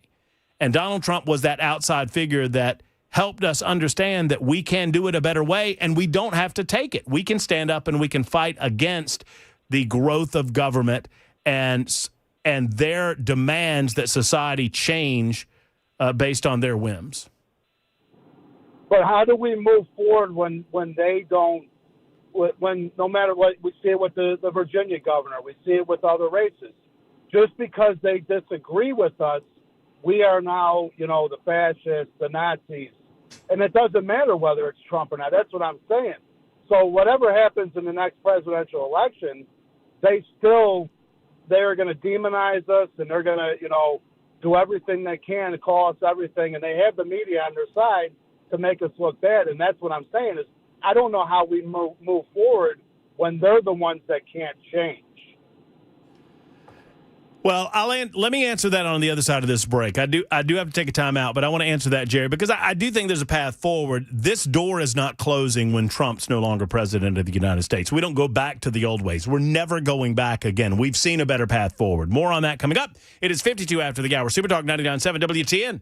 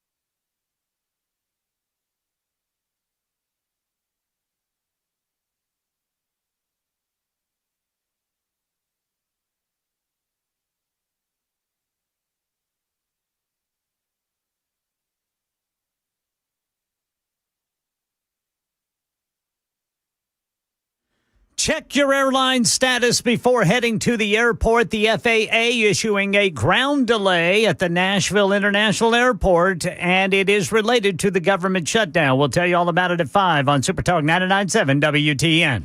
Thank you, Ken Weaver. There is Ken Weaver back in News Closet B. Jackson Williams running the controls. Matt Murphy at the microphone. Thank you for being with us on Super Talk 99.7 WTN.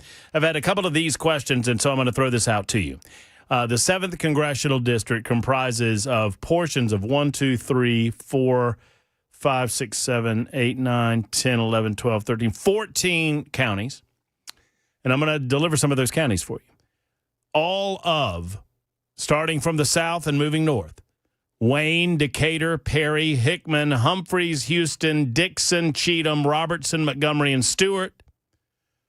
Portions of Benton, really most of Benton, Williamson, and Davidson. If you live in Davidson, Williamson County, or Benton County, you're just going to have to check and see.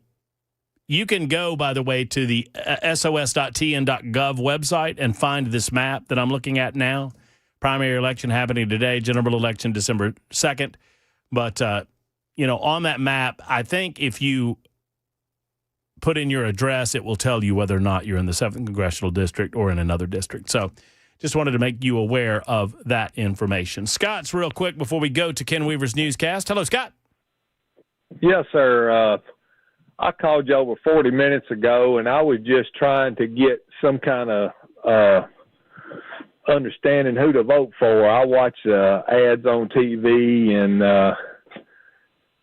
I just left my voting area in Robertson County, and I saw one sign up out of all these candidates for Van Epps, and like I said, I don't know the candidates other than what I see on TV, and I called y'all to see if y'all can enlighten me a little bit on the issues. They all say they want to support Donald Trump, and that's my main goal, is somebody that will support Donald Trump. Scott, I hate to do it because you've held for so long, but this is why I'm doing it, because you held for a long time. We got news coming up. Stand by. I want to talk to you about this because I think you said you just left your voting place. I'm very curious what your thoughts were about the turnout. We'll get to you again, Scott, in just a moment. Here comes the news.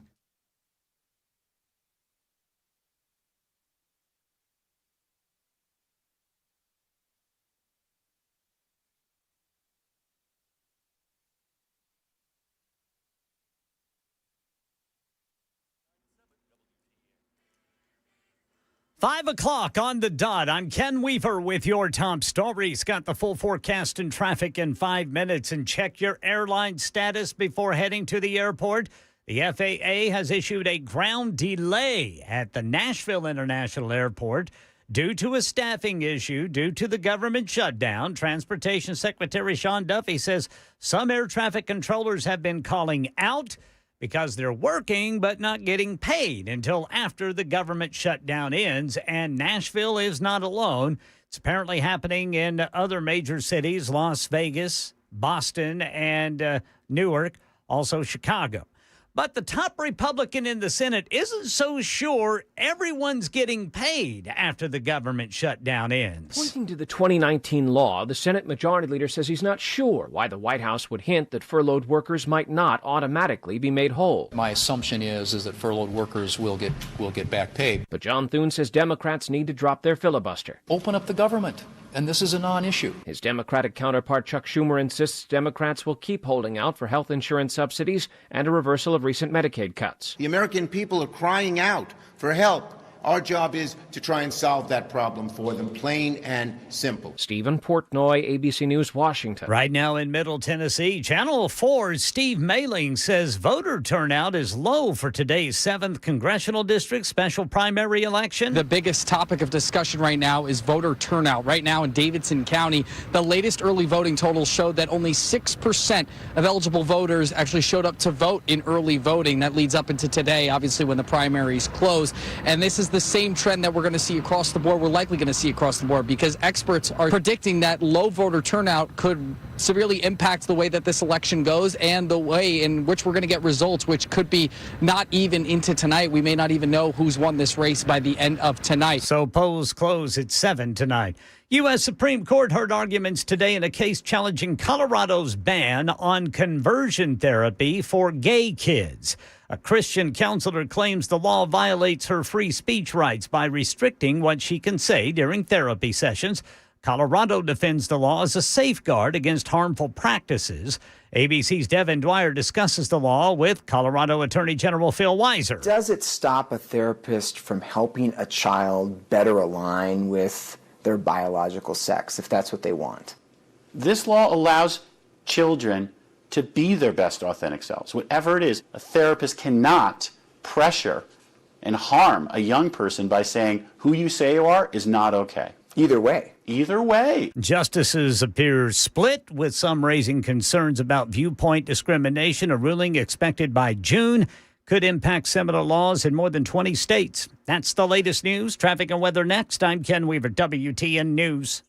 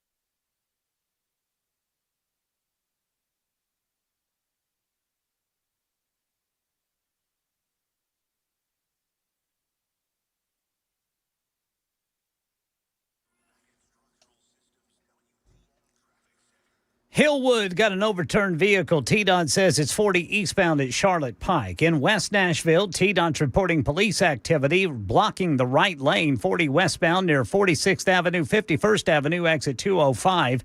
In Madison, police reporting an injury crash, Myatt Drive, just east of Gallatin Pike. And then in Antioch, police say there's a wreck 24 eastbound after Harding Place.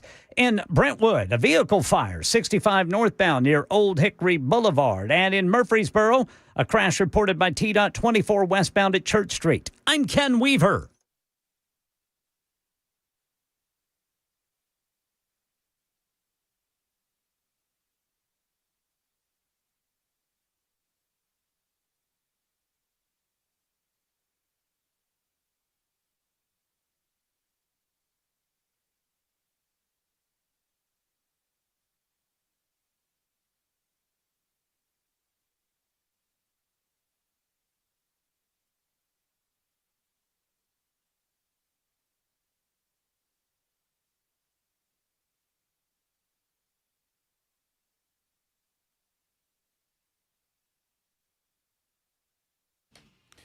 Thank you for being with us halfway home. Matt Murphy Radio Show. We crank up at 3 o'clock every afternoon, Monday through Friday, and wind it down by 7. Whatever time you're able to give us between 3 and 7 o'clock, I'm deeply, deeply appreciative. I'm thankful for Jackson Williams, believe it or not.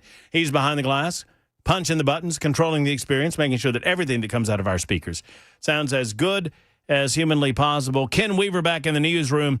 I blame Weaver for all of this mess at BNA Airport. Now, Weaver has nothing to do with it, but he's the one reporting on it, and I think we should blame him. What do you think, Ken? Yes, blame me. Well, I mean, maybe it'll alleviate some traffic congestion on I-24 on the way home. You never know. Dude, there ain't nothing doing that. You never know. Ever. I'm confused. Yes, sir. So now so originally when this popped right before we came on air, you were telling us, I mean, and obviously your reporting is par excellence. It's very good. But we'll see. I suggested that there's something else going on here. I feel like there's something else going on. And now I feel like we're getting to the meat of the matter. When we start saying that certain people are calling out of their frustration about pay, or it feels like that is a developing storyline within the greater story about the airport being shut down. Right. That these air traffic controllers are not only overworked, they're not only understaffed, but they're also getting very frustrated because they don't see really any end in sight, and there's some suggestion that they might have to wait on their pay. Is that what am I hearing that correctly? All I know is that Transportation Secretary Sean Duffy says that there are air traffic controllers who are calling out. Well, I mean, we would hope that doesn't happen in Nashville, but I don't know why we would be immune to it if it's happening in other places around the country. One way or the other, if you're traveling, God bless you, stay a couple of extra days, spend your money. If you are trying to get out of town, I don't know what to tell you except to contact your airline to find out what the deal is on your flight, but there will be some major delays and major issues involving BNA Airport over the next, at least tonight, at least today and tonight. Yeah. From what I understand, Brother Murphy, the tower at the Tennessee hub is going to go dark, which means there's not going to be any air traffic controllers there, starting at 7 o'clock, and that's going to be until midnight. Pilots planning to fly into the Nashville airport must contact the Regional Air Traffic Control Center in Memphis to get clearance before entering the airspace here in Nashville. Well, I'm very confused. So they're going to be closed down for 5 hours, the air traffic control. Yeah, here in Nashville. In Nashville.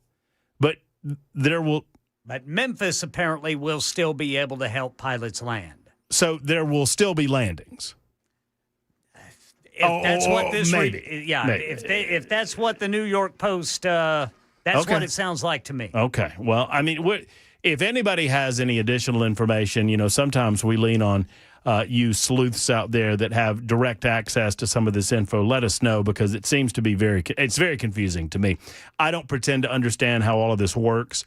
So it is very likely that pilots can land and take off without anybody in the air traffic control tower, although that seems wrong, right? That just seems weird. Yeah, apparently air traffic controllers 3.5 hours drive away are going to be handling that. Right. Does that seem weird? That seems weird. Maybe it's just me. It seems weird. Scott has been holding on the line, and we'll get to him. Mike, is that Mike Sparks on line too? Is that Mike Sparks up? All right, Mike, I'm going to get to you right after I get to Scott, and then I'll get to our third Mike on the line. Scott, thank you for your patience. I appreciate you so much, and I apologize for you holding so long. We had Jody Barrett, one of the candidates, on while you were holding, so I wanted to hold you past the news because I didn't want to limit you to just a minute or two of conversation. So did you say you have now been to the polls, Scott? Yes, I sit in my car for a while hoping y'all was going to pick up, but because I was just wanting to be enlightened. I love y'all's show. It's y'all got a wealth of information. I listen to you every day. But I thought it was odd. I've been voting at this place for almost 40 years, and when I went by it, I almost drove by it thinking it was closed because there was one BNA sign in the yard and nothing else. And then I saw the doors open, so I pulled in and waited a little while, and then I finally went in and voted. And, all I've got to go on really, and I know the internet age, I should have looked it up and done more research, but if one thing they said about Jody is true, then it convinced me to vote for Van Epps, and not strictly because, you know, they didn't even feel strong enough to come out and put up a sign. I mean, Van Epps is the only one that had a sign. I thought that was odd, but like I said, I'm a pro-Trump, and all of them said they're going to support Donald Trump, but like I said, between no signs except for the one candidate I voted for and all the negative publicity about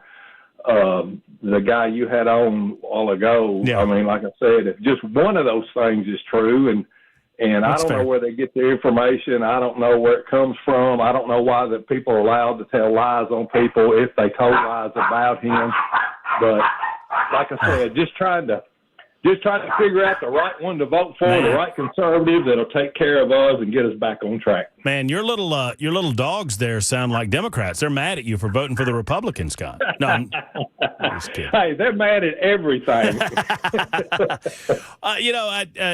Good on you for voting. Good on you for trying to inform yourself. And I'll say this, if the main criteria, and I think it is the main criteria for most Republicans within the 7th District, is to find someone that's going to support Donald Trump and his push and his agenda, I don't really think you can go wrong with any of these candidates. I think for the most part, they're going to be right there with Donald Trump. If not in every way, they're going to be right there with Donald Trump. I don't know that we can go wrong. Now, as I do, and thank you, Scott, for the call, and thank you for your patience in the call. I appreciate you. I will say this. I have never been it's never ceased to amaze me in the many years that I have done this. The things, and I don't fault any one of you for this. It is a mere observation. This is not a judgment. It is an observation. It is not a judgment against Scott. It is not a judgment against anyone. The little bitty things that cause people to vote the way they do has always fascinated me. So much of this comes down to personality. So much of it. We say that it shouldn't, but it does. So much of it comes down to just the itty-bitty things. If I had $1 for each time during an election cycle that someone told me, well, I was going to vote for this candidate, but I was at a forum with them and they looked funny, or they didn't shake my hand, or I didn't like the way that they answered this one particular question, I'd have a good amount of money. And you heard Scott there, who said, if one of these things is true, well,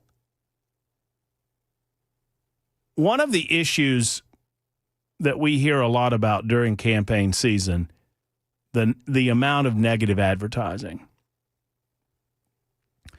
Scott, and once again, I'm not knocking him for this, I just observe it. If you want to know why the negative advertising goes on, listen to Scott. Scott said, if one of those things is true, that's pretty bad.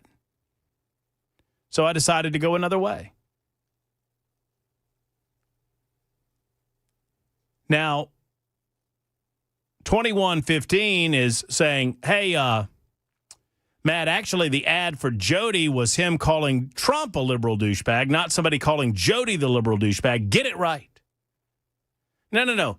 The end of the ad. Yeah, the end of the ad. So, yeah, they point out. So, Jody Barrett, for those that don't know the backstory, Jody Barrett was, I don't know, I think he was a Ted Cruz guy in 2016. I think that's right. He was for someone else, not named Donald Trump, in the 2016 election cycle. And at some point during the cycle, Jody Barrett took to Facebook and called Donald Trump a liberal douchebag. Now, that is truth. That happened in 2016. When Jody became a Trump man is a subject of and a matter of debate. Jody says it was prior to the November 2016 election cycle. There are some others that say that it was a little after that, but one way or the other, he is a Trump man now. And he has been asked and has answered that question on our radio show and on multiple radio shows on this radio station, to include Dan, to include Chris Hand. I don't know if Chad's had him on or not. If he has, I apologize. I missed that interview. But each of us have asked him about the liberal douchebag comment, and he has admitted it and said, look, I thought the guy was something that he wasn't. He proved me wrong, just like he proved J.D. Vance wrong, just like he proved so many others, just like he proved Ted Cruz wrong and so many that competed against him in 2016. Marco Rubio. So the ad running starts with the big voice guy saying, Jody Barrett called Donald Trump a liberal douchebag. But toward the end of the ad, this is the one I'm referencing, 2115. The same guy says, well, who's the real liberal douchebag? Jody Barrett. So in that ad, in the same ad, they call Jody Barrett a liberal douchebag. That's the one I was referring to, which I don't think he is. I don't think any of these people are liberal. They're just not. And frankly, any one of them will be a damn sight better than any of the Democrats and what they have to offer.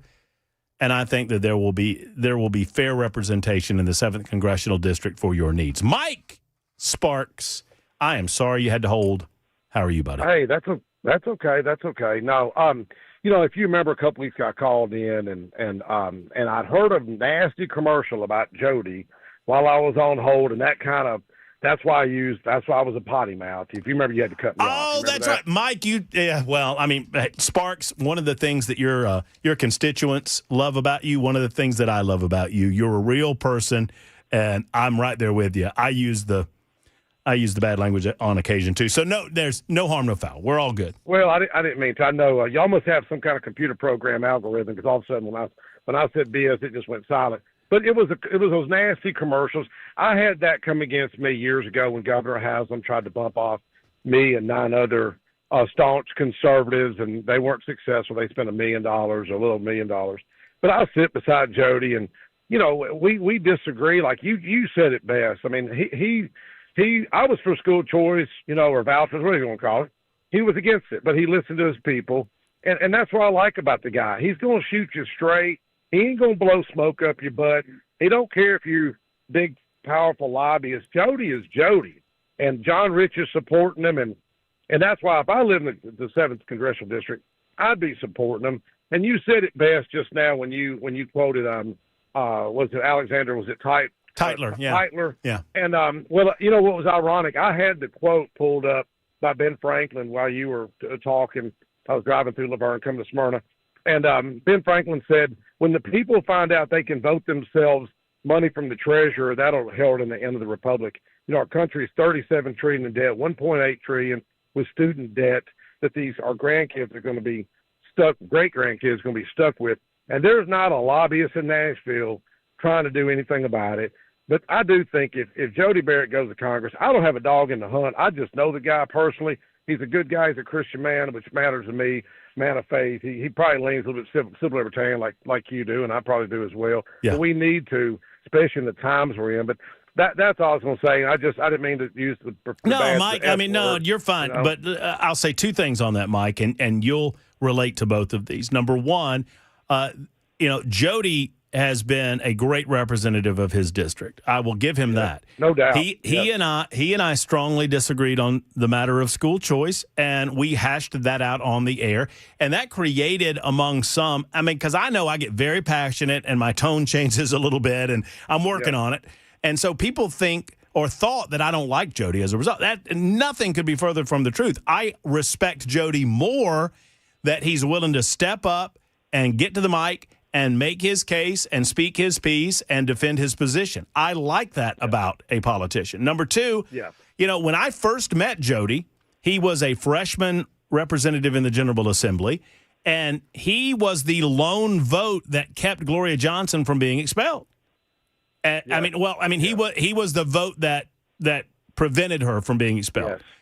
He voted in favor of his ground. But he stood his ground. And he came on the show that day, and I yelled at him and just, tore him anew. and he stood his ground. He made his case. He said why he believed what he believed. And Yes. look, Well, if you need the judge, he called it out like a judge would. well, that's right. And so I have all the respect in the world for a man who has the courage of his own convictions. Now, all of that to say, I think any of these candidates are going to be fine representatives of the people. I don't think any of them are liberals. I understand how the political process works. You know that better than me, Mike. When the long knives, as they say, come out, things get really, really dirty really, really quick. What they say, my dad flew on the B-17s. That's why we're here in Smyrna, Stewart Air Force Base. During World War II, and I always heard that adage, when you're catching flak, you're over the target. And that really stuck with me because my dad was shot down once, crashed out a couple times. It always kind of mattered. But just remind the listeners, John Rich is supporting Jody, and John Rich is a big supporter of Donald Trump, and Trump is a big supporter of John Rich. Well, thank you for your show. And you said it best earlier.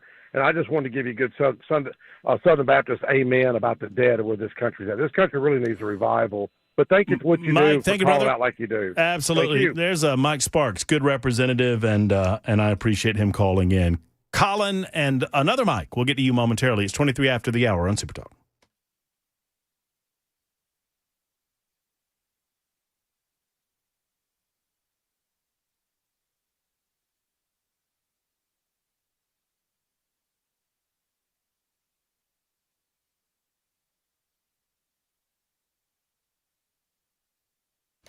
Hey, friends, it's Matt Murphy. Volunteer Outfitters Alert. Hey, what day is it?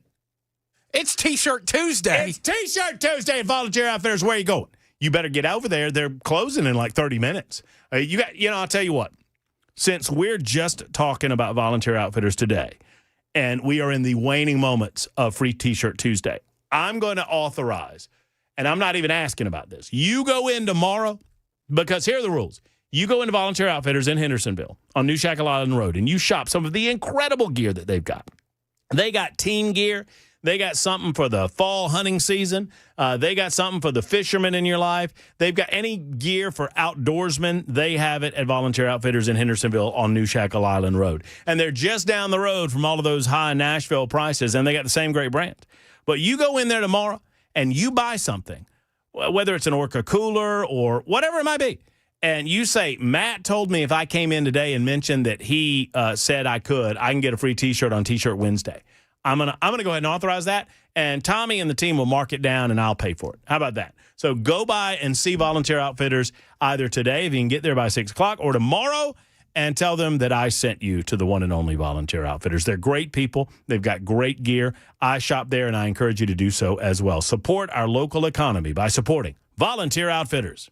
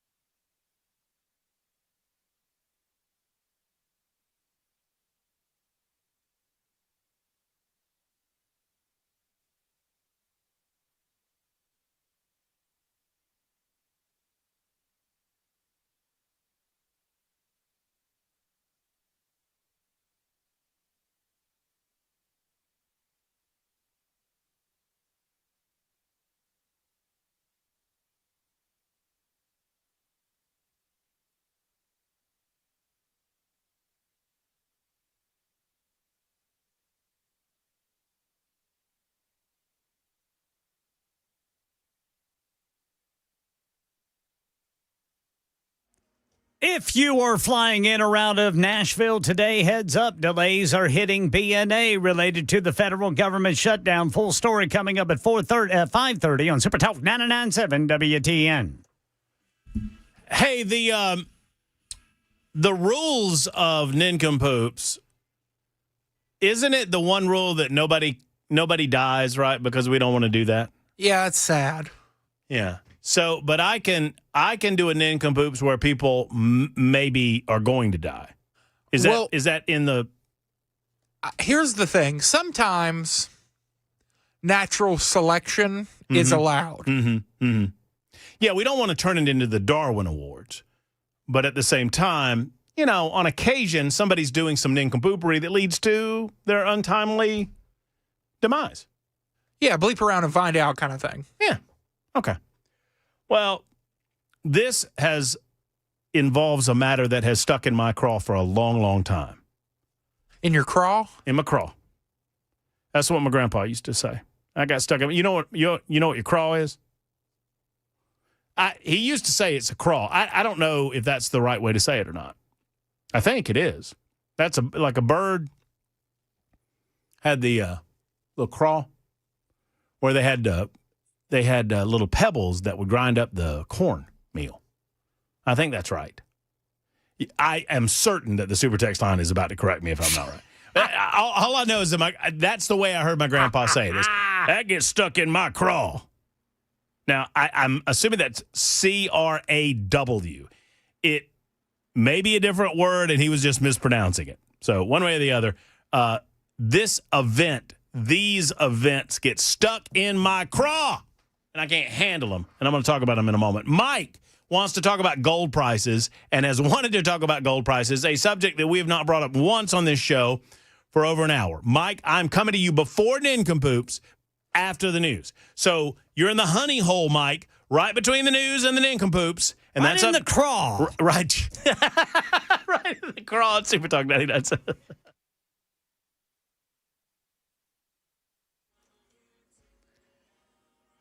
$5:30 on the dot. I'm Ken Weaver with your top stories. Full forecast and traffic coming up in 5 minutes. And if you're flying in or out of Nashville today, heads up. Delays are hitting BNA due to the federal government shutdown.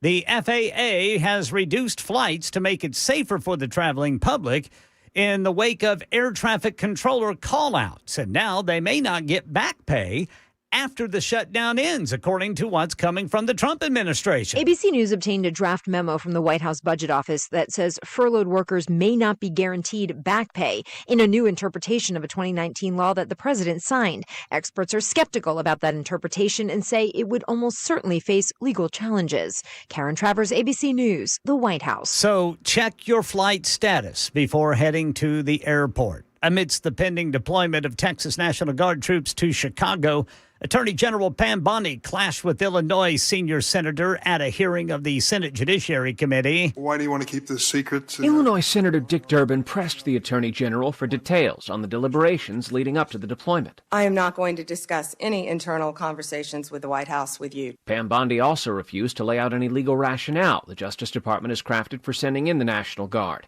and she accused the top Democrat on the Senate Judiciary Committee of allowing crime in Chicago to fester. If you're not going to protect your citizens, President Trump will. Stephen Portnoy, ABC News, Washington. U.S. Supreme Court appears split after hearing arguments today in a case challenging Colorado's ban on conversion therapy for gay kids. Colorado defends the law as a safeguard against harmful therapeutic practices. But Devin Dwyer says a Christian counselor claims the law violates her free speech rights by restricting what she can say during therapy sessions. Kaylee Childs has been a licensed therapist in Colorado Springs for nearly 10 years, providing what she calls faith-informed counseling. Do you practice conversion therapy? What I do is I welcome people into the office and they come in here and we have a conversation. A ruling is expected in June. It could impact similar laws in more than 20 states. That's the latest news. Traffic and weather next. I'm Ken Weaver, WTN News.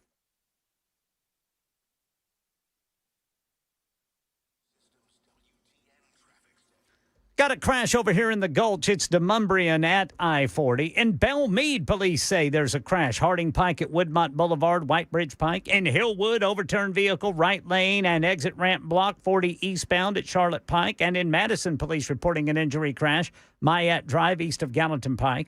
Brentwood, a vehicle fire. That's 65 northbound near Old Hickory Boulevard. And in Antioch, a crash, 24 eastbound after Harding Place. I'm Ken Weaver.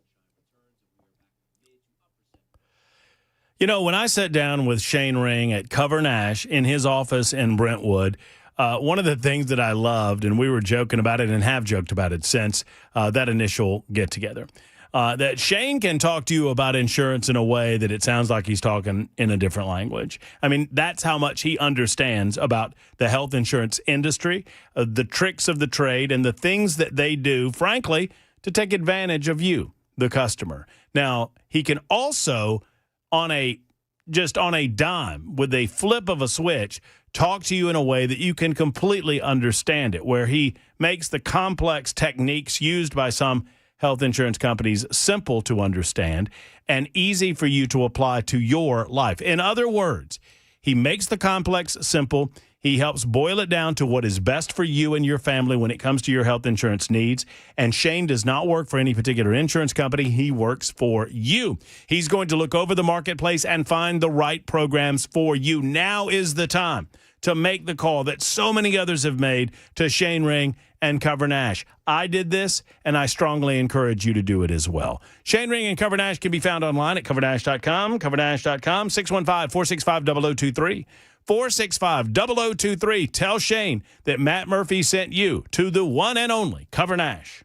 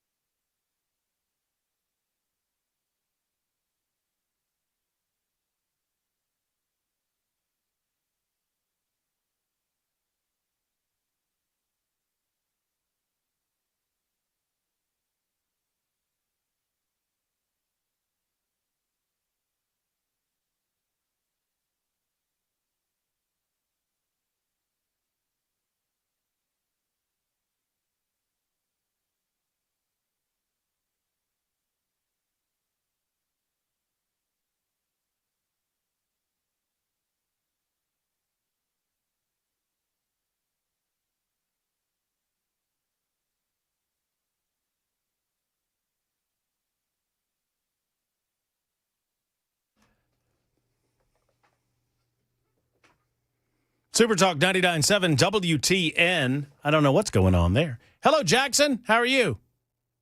Everything going well on your end? Going great. Okay, that's fabulous. Hey, Ken Weaver. How about you? What's going on with you?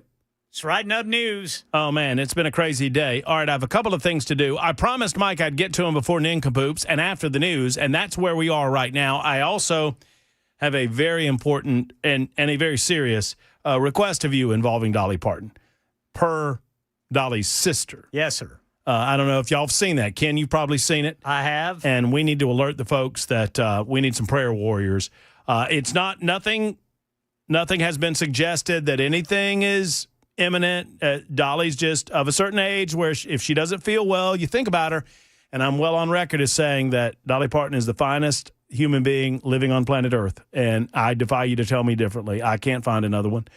Just such a good human being, such a great soul, such a giving soul in just about every aspect of her life. And her sister is asking for prayers, saying that she's got some health challenges and asking that, quote, all the world that loves her to be in prayer and prayer warriors and pray with her, saying that her sister has not been feeling her best lately. That coming from Frida Parton, the sister of country music star Dolly Parton, just asking the world to pray amongst her recent health challenges. She had to cancel her Las Vegas residency from December of 2025, or she at least postponed her residency. It was set to begin in December of 2025, but she's not been able to practice and said that because of her inability to practice, she was going to push that back a little bit. So just say a little prayer if you have the ability. Mike is next. Thank you for your patience, Mike. How are you? Well, after what you just said, you're making me sound like a bad person. Why is that, Mike? About what I'm about to tell you. I was going to talk about gold, and then you bring up this Dolly Parton stuff to make me feel and look bad. Okay? That's not good, Matt. You should not do that. But what I really wanted to talk about is gold. Why did it blow through $4,000 an ounce Mike, today? How dare you talk about gold after we brought up Dolly Parton? Yeah. I'm just kidding, Mike. Mike, you've held a long time. You bring up what you need to bring up. So you're concerned about gold prices. Exactly. Okay. And you know why the gold prices are going up? Gold is supposed to be a hedge against inflation, right? And so you've been talking about earlier about, Donald Trump and spending and illegals and non-essentials and essentials, furloughs and firings and what all that meeting means. What I'm saying is the reason gold is going up is because of national debt. Nobody's talking about this. You know what the national debt now is, Matt? 37 some odd trillion. Yep, going to 38 quickly. And next year, if we're talking next year, year from now, it's going to be well over $40 trillion. So the reason gold is going up and Bitcoin is because there is no belief in the dollar anymore that the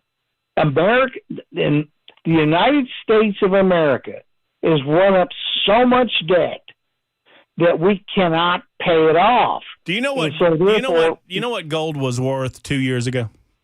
Yeah, about 1,800. 2,600. Okay, so I was a little low. Yeah, that's fine. So it's gone up $1,400 in 2 years. Yeah, it's almost doubled. Mm-hmm. But nobody, gold has never been a kind of a investment strategy because you can't own gold coins or you can't own Bitcoins. But gold has always been in the past. Hold on a second, Mike. Hold on just a second. I've got a question to ask the peanut gallery here. Can Mike be my nincompoop in the news? I'll allow it. Ken? I just do the news, boys. No. Mike, it is a deep subject, and I apologize for not having the time to delve into it. And frankly, I'm not the gold expert. I have not diversified my portfolio in such a way that I've invested in gold. I know that gold has doubled in value. February 9th of 2024, gold was $2,000, and it is now over $4,000. So it has doubled since February of 2024 till today. And obviously it is it's been going up quite a bit. And I assume that's a hedge against inflation. I honestly do not know. I will find the answer out for you, and I will explore it, and I'll try to get something back to you if your question is in earnest. But I am not an expert on the matter of gold, and I don't pretend to be. I'm frankly not an expert on the stock market. I lean on my man, Paul Winkler, for all of that, and he is my go-to guy when it comes to investment strategies. Now, he explains it to me, but perhaps we'll get Paul on and talk about why gold has gone from, what was it? Well, I'll go back to, it was $1,600 in 2022. So in 3 years, it's gone from $1,644.80 to $4,000, over $4,000. So, and I assume that's an ounce. Let's do nincompoops in the news on Super Talk 99.7 WTN. Shall we? Shall we? Shall we? Nincompoops in the news. We shall. In the past 5 years, gold's gone from $2,000 to $4,000. So it's a percentage increase of 108.25%. So there you go. It's time for nincompoops in the news on Super Talk 99.7 WTN. It's an opportunity to get away from those hard news stories and get to the lighter fare, and you get to vote on it. Ken Weaver brings a story. Matt Murphy brings a story. Jackson Williams brings a story, and you vote. I think Ken Weaver won yesterday. Yes, sir. After further review. Woo! And the winner gets a big reward. They get to go first the following day. Ken! Yay! Congratulations, sir. Thank you, Brother Murphy. You're an nincompoop? You too, Brother Jackson. Yeah, Thank you. Mm-hmm. Jackson is doing this begrudgingly. I don't think Jackson... That boy's busy right now. I don't know what he's doing in there. He seems to be working on something very hard. While he's doing that, Ken. Yes, sir. Will you regale us with your nincompoop? In a moment that's gone viral, Dallas Cowboys owner Jerry Jones has been fined $250,000 by the NFL, and it all stems from a gesture caught on camera. Uh-oh. During the Cowboys' Week 5 win over the Jets at MetLife Stadium, Jones was seen in his luxury box flashing what appeared to be a middle finger. Oh. He later said it was a misunderstanding. Oh, really? Claiming he meant to give a thumbs up to fans after a touchdown. What? That's a fine ball team. Fine ball team. But the league wasn't laughing. In this town, we play football on Sunday. We play football on Sunday. NFL handed down the fine, citing similar past incidents, including fines for Titans owner Bud Adams. Oh. And Panthers owner David Tepper for inappropriate fan interactions. You know... No, go ahead. Former Titans owner Bud Adams. He got a better deal. He gave double bird and got the $250,000. Who did Bud give the double bird to? Bills fans. Were they in town or were we up there? In town. Okay, so the Bills won. It might have been the Titans won that game. It was in 2009. The CBS camera panned up to the owner's box, and Bud is... And he gave him the old boom. This Bud's for you is something that a couple of Titans fans have put on T-shirts. Wait, so Jerry won. I mean, this is a game that the Cowboys won, right, Ken? Yeah, fine ball team we beat. Okay, and Up so... there at MetLife Stadium. Do you think that's inflation? What, that he's being... Yeah, I mean, I guess the price of doing the bird has doubled, much like gold prices. Yeah. Because two birds was $250 back in 2009, and now just one bird.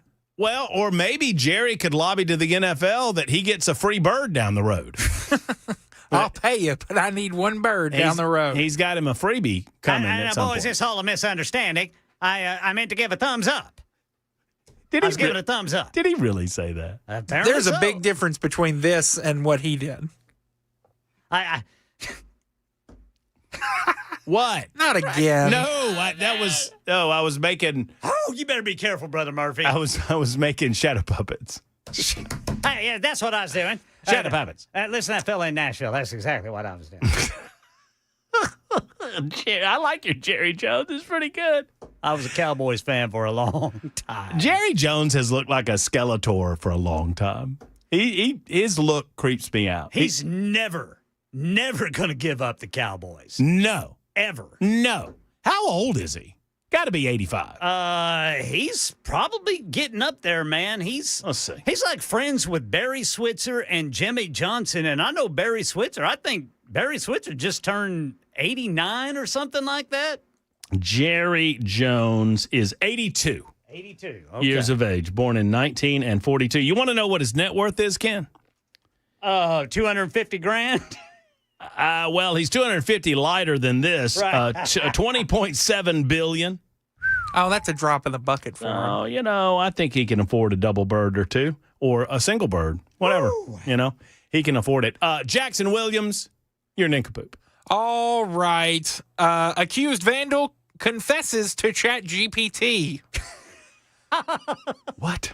Minutes after vandalizing 17 cars in a Missouri college parking lot, a 19-year-old sophomore had a lengthy ChatGPT conversation during which he confessed to the crime, asking about the possibility of getting caught and wondered, is there any way they could know it was me, according to a police probable cause statement. Ryan Schaefer was arrested yesterday and charged with felony property damage for a rampage early Sunday at Missouri State University parking lot. Investigators allege that Schaefer shattered car windows, ripped off side mirrors, dented hoods, and broke windshield wipers during the 3 a.m. spree. When confronted with surveillance footage and other evidence, Schaefer said that he could see the resemblance between the suspect and himself. At that point, Schaefer reportedly consented to a search of his iPhone.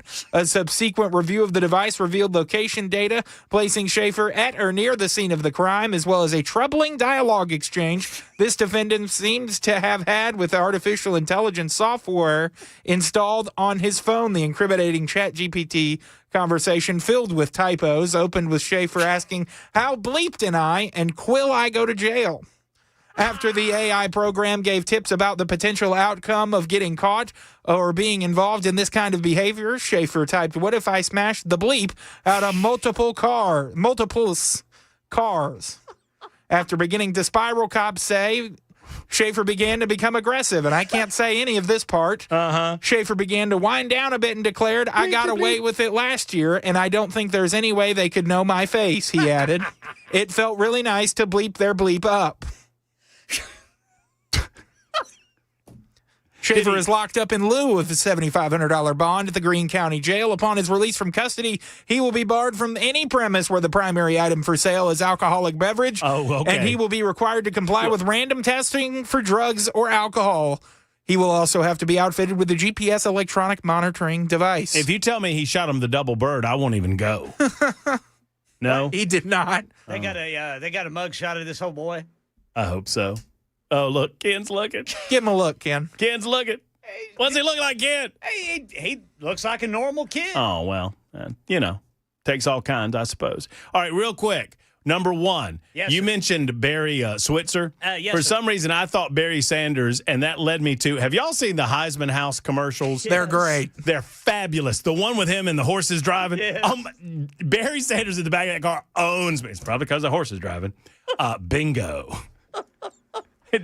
Can you even see? Nope. It's so good. It's like, when that Baker Mayfield's in the car with him? It's so good. It's probably because the horse is driving. Bingo. So good. All right, real quick. My nincompoops in the news. Nobody has died yet. Okay. 200 trekkers stranded on Mount Everest are at risk of death. Yes. Officials are racing to rescue those stuck on Everest after a freak blizzard hit the mountain's eastern face in Tibet, according to Chinese media reports. Fears have grown as no official updates have been issued from Chinese authorities as of today. Heading the operation, Sherpas and rescue crews are making their way through deep snow at the risk of hypothermia and frostbite for those trapped. It is feared that as many as 200 of them all of them could die. Had about 1,000 people that were trekking and camping and hiking in the foothills. Most of them left the area before the hardest of the storms got there. While attempting any kind of hike around the tallest peak in the world, preparedness is key. My reason for calling these people nincompoops. Yes, sir. Stop traveling on Mount Everest. It's over. Go somewhere else. I know you want to go to Mount Everest. You don't get to go to Mount Everest. By the way, if you want, going up Mount Everest doesn't impress me. You want to impress me? Do it without oxygen, bub. I think that's why they're in the trouble there. I mean, come on. So, some of them are probably wearing T-shirts and shorts. I mean, come on, man. Look, until you can figure out a way to clean up all the trash on Mount Everest, y'all need to stop going to Mount Everest. I mean, they don't clean up the trash. They don't even pick up the dead people. You're supposed to pack out. No, You're supposed they to don't pack believe. out your own trash. No, there's no sign on Mount Everest that says, "Take only memories, leave only footprints." No. They leave their oxygen tanks, the rest of their trash. I mean, and by the way, I'm dead serious. Why don't they just huck them down the mountain? They leave all of their trash behind, particularly oxygen canisters and dead people. That's ridiculous. It is ridiculous, and that's why I call them nincompoops. On Super Talk 99.7 WTN, they got what's coming to them. There, I said it. All right. You're not going to catch me going up Mount Everest. No Jerry Jones up Mount Everest. I don't got football. What day y'all play football around here? Sunday. There's Ken Weaver. There's Jackson Williams. My name's Matt Murphy. Vote early, vote often. 55 after the hour on Super Talk.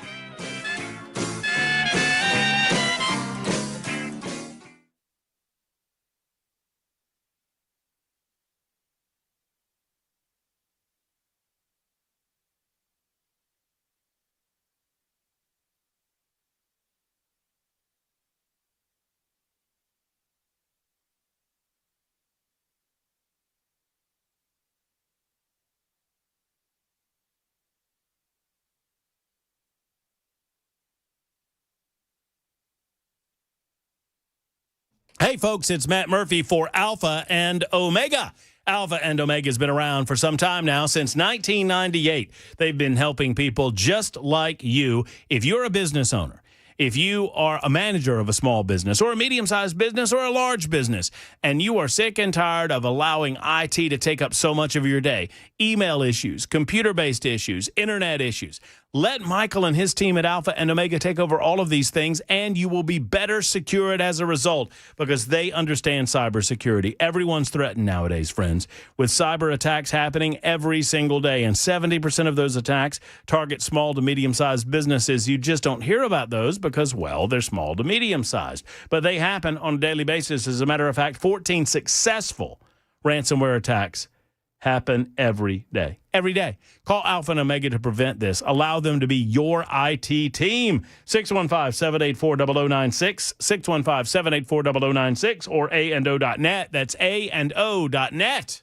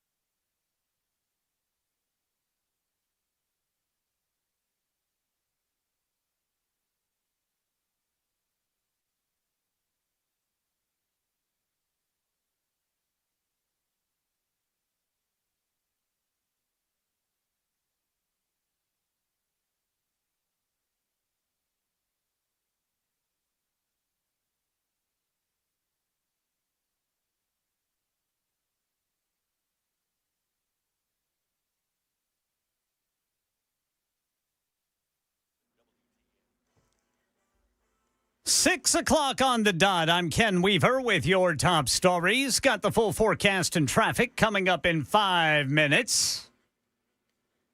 And if you're flying in or out of Nashville today, heads up. Government shutdown-related delays are hitting BNA. The Federal Aviation Administration has notified Nashville International Airport that flights are being reduced for safety in the air. They don't want too much traffic due to a shortage of air traffic controllers. Here's Channel 4's Courtney Allen. Right now, the average delay here at BNA is 126 minutes. That's a little bit over 2 hours. And this is not an issue that is isolated to the Nashville airport. Over the last 24 hours, we know that they've had similar issues at Hollywood Burbank Airport in LA, also the Newark and Denver airports. And we know that Transportation Secretary Sean Duffy has said that since the government shutdown began last week, they have had an uptick in people calling out sick. So the air traffic control tower at Nashville International Airport scheduled to go dark tonight, starting at 7 until midnight. Travelers urged to check with their airlines before heading to the airport. ABC's Karen Travers says President Trump discussed the government shutdown during an Oval Office meeting today with the Canadian Prime Minister, and he said workers who are furloughed during this period may not get back pay. There was legislation signed in 2019 when President Trump was president. He signed that legislation after that very long shutdown, 35 days, 2018 into 2019. It's the Government Employee Fair Treatment Act, and this says in there that every furloughed worker would get back pay once the shutdown ends and they go back to work. He signed that. And now the administration, though, is looking at that law and interpreting it and trying to look to see if there's a way to not give back pay. That's Karen Travers reporting. National Guard troops from Texas now stationed at a military training center about 50 miles south of Chicago. The deployment comes after President Trump vowed to protect federal immigration agents and facilities, despite objections from Governor J.B. Pritzker and other Illinois Democratic officials who call the move, quote, an invasion, and they're refusing to allow state resources to support the mission.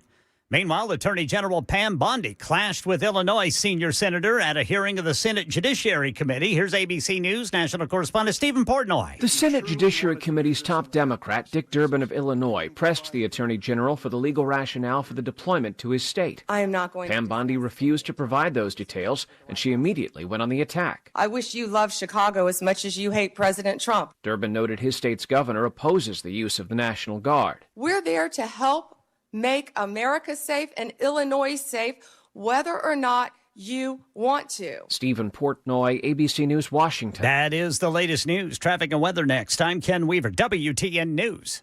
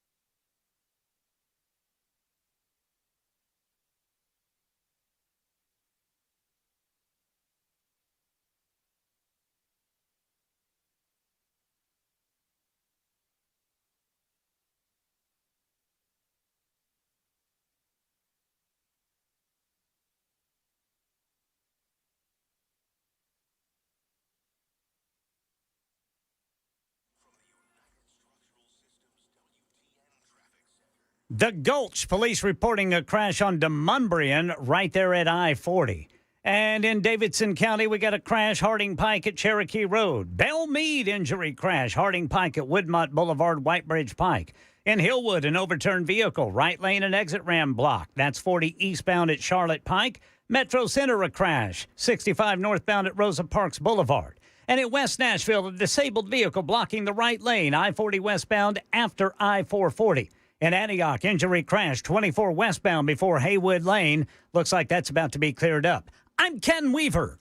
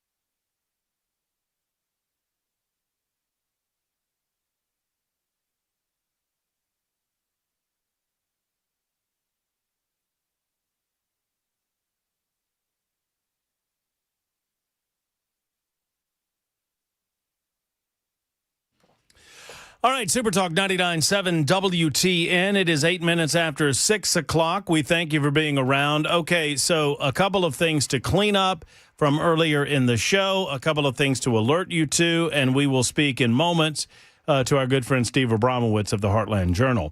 Number one, you might have heard just moments ago in the newscast, but we want to reiterate these things. The Nashville airport, BNA airport, is going to be effectively dark, at least in the control tower, from 7 p.m. to midnight tonight. That is going to significantly impact flights incoming, outgoing. Not exactly sure. I mean, it doesn't shut the place down, apparently, according to officials at BNA airport, but it does significantly hamper flights. It will cause significant delays. Why? Well, because of an air traffic controller shortage, and we believe because some in the air traffic control industry, these controllers have called out sick nationwide, which has caused disruptions in other communities, disruptions in other cities, and a disruption here in Nashville, Tennessee. So we say all that to say if you're planning on flying, just call your airline, find out what's going on to the best of your ability before you go out, because you're probably going to see significant delays. Number two. 1778 writes in on the super text line, Matt, you've got it wrong. Mount Everest is not the tallest peak in the world. It is the highest peak in the world. Mount Kailua, I don't know if it's pronounced like the drink. It kind of spelled the same. I don't know how to do Hawaiian, so my bad. But one of these mountains in Hawaii is the tallest peak in the world, a little bit of difference. I gave that super texter an eye roll emoji, and I'm going to stand by that. Now, they are technically correct in that the tallest peak in the world, actually, hold on a second. Okay, yeah. The tallest peak in the world is from the base of the mountain to the peak of the mountain, not taking into account the ocean. So apparently, from base to peak, the mountain with the greatest total physical height is Mauna Kea, a volcano in Hawaii, when measured this way. That's below sea level and above sea level. The highest peak in the world, however, above sea level is Mount Everest. But still, I maintain, eye roll emoji. Nobody talks about the highest mountain being below the ocean. It is all about what's above the ocean, and Mount Everest is above the ocean. Number three, what was the number three thing? Oh, do you know what today is, by the way, Jackson? Before I get away from this and forget about it, you know what today is? It is National Taco Day. Ooh. How about that? National Taco Day. If you were going anywhere for tacos tonight on National Taco Day, where would it be? Taco Bell? Pretty good. Pretty good. Hard to beat Taco Bell. Let's give it one more time for National Taco Day. Go. Thank you. While we're doing this, you know what tomorrow is? National Fluffernutter Day. Yeah. Which is pretty good. And Mike, I hear you. I read what you just wrote on the super text line, and I'm not talking anymore about measuring from the base to the tip. With that in mind, let's bring in our very special friend and guest. His name is Steve Abramowitz. He is... Oh, yeah, there you go. Steve, you got the horn. He's with the Heartland Journal. You can find him on heartlandjournal.com, and we welcome him to the show to tell us who's going to win the 7th Congressional District special election tonight. Hey, Steve. Hey, is that because I'm a fluffernutter? Is that why I got the horn? Look, if you say fluffernutter, he's going to give you the horn again. Fluffernutter. Do you know where the lowest point on Earth is above sea level? Above sea level, is it California? Is it Nope. Okay, it's not California. I was going to say I couldn't even remember. I can't even remember. That's the hottest place on Earth. What is it? It's the Jordan River, where John baptized Christians in the day because God came to the lowest point on Earth to bring the Savior. You didn't know that? Oh, how about I've learned something new today. Every day I learned something new, and today it was brought by Steve Abramowitz of Heartland Journal. I guess technically it's 1,385 feet below sea level, but it's not in the ocean. So there you go. There you go. I was going to go with what was that, Marianas Trench or whatever it's called, but that is below. Correct. Below sea level. Yes. Well, you've taught me something, my friend. Now teach me something about this 7th Congressional District race. Talk to me. It's the craziest thing. So you obviously know because you work here that Citizen Mark Green, Dr. Green, he quit. So we got to remember why we even have this special election, right? For a chance to fly to DC, vote on the reconciliation bill, and come back home to Tennessee and run for re-election immediately. We've had Lee Reeves guys on video taking door hangers, didn't know such a thing as a Ring doorbell existed, I guess. So we have the other guy, Matt, doing ads in military uniform. That's a no-no, and some tricky phone calls, whatever. Mm-hmm. So Wilco is, very interesting. Unlike years past, in 2024, Green got 31,871 votes, and Megan Barry got 22,500 in their primary, and in the general, 192 to 123,000. So a 70,000 point difference, which is 21 points. 70,000 votes difference, 21 points. But how many Ds have moved in from Chicago, Philly, New York City, and California since last year? Well, I know as of September 26th, the Tennessean had it at a 3% turnout in our early voting. But when you closed last week, it was at 5.7%. That's like 2,000 votes that are banked. So turnout is never 100%. But if it's like Mark's race, about 50% left to vote today with 1 hour left to go, 45 minutes, that's only 15,000 Republicans left to decide. And I bet it's going to be closer to 10,000 because it went out today on a Seattle summer day, aka rainy day. Right. And this is today. It's a good joke. I don't want to gloss over it. This was a sunny day in Seattle today, right? It was a summer day in Seattle. Yeah, that's right. There are no sunny days in Seattle. Well, that's right.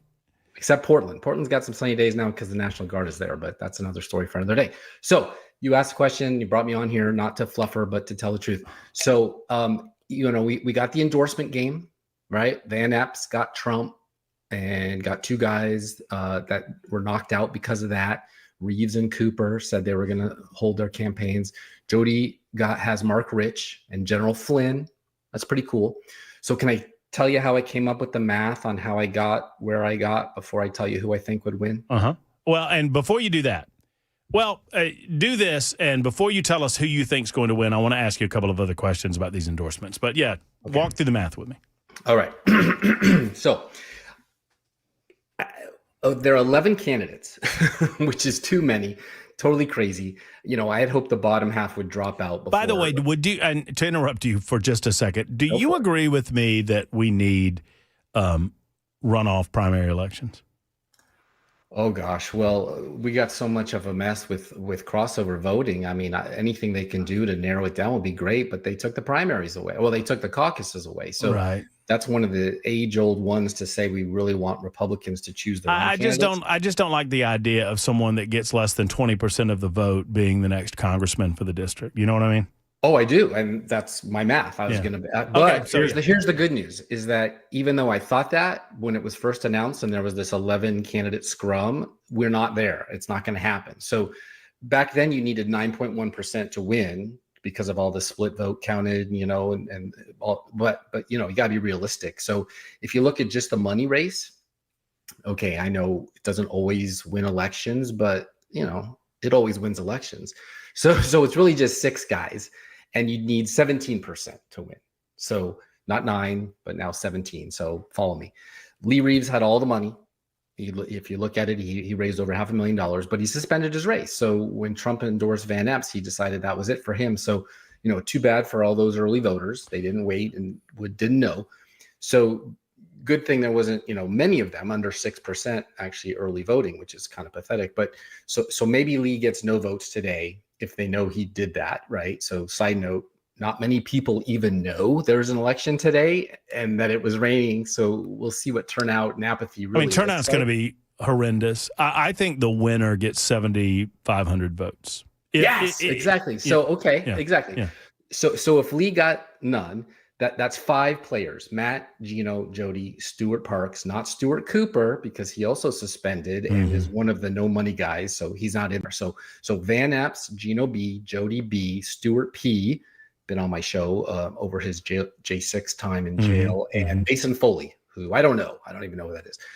So now 20%. By the way, you should interview Mason Foley after all is said and done, because he's an earnest young man, and I think he has a bright future in politics in Tennessee. He's just not going to win this election. But anyway, go ahead. Yeah. Oh, I guess I did meet him. He's the young one, but I don't know. But I will interview. But so now that's 20%, which is a much harder hurdle to win. So here's my math.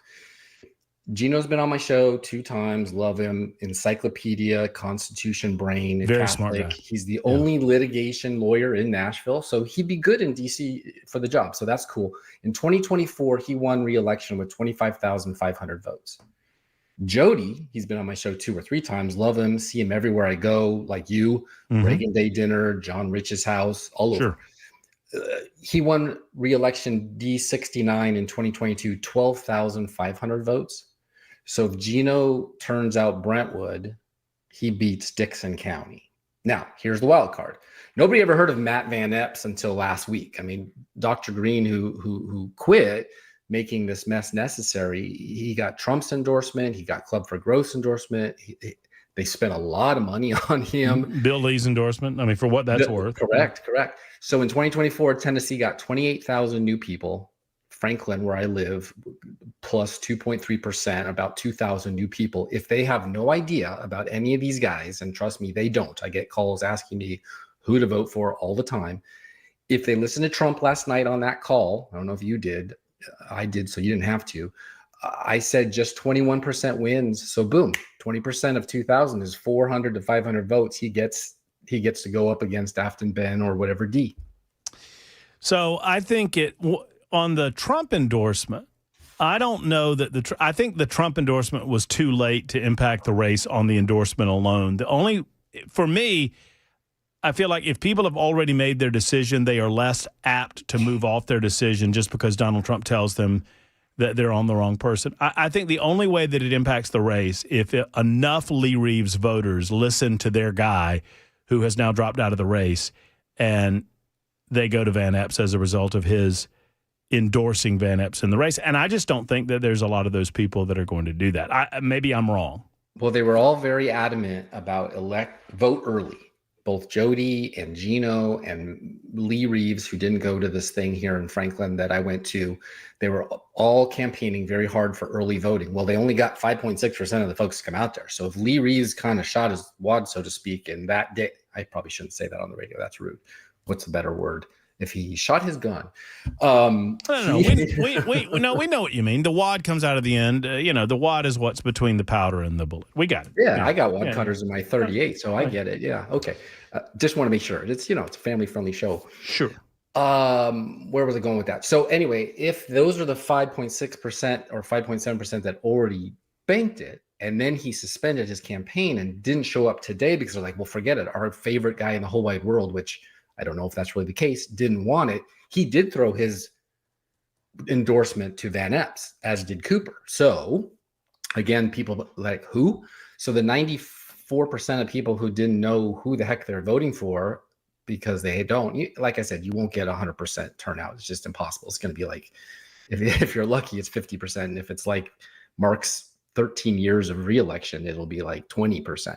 So that's what it takes to win, interestingly enough. So that's why I kind of think Gino and Jody are the real race, but they've got all these big guns behind them. And to be honest with you, people coming from out of town to Tennessee that moved here, I kind of think General Flynn's endorsement might have more, and maybe even John Rich's endorsement, have more power than even Trump. Because if you listen to Trump's endorsement, they certainly didn't advertise it very much.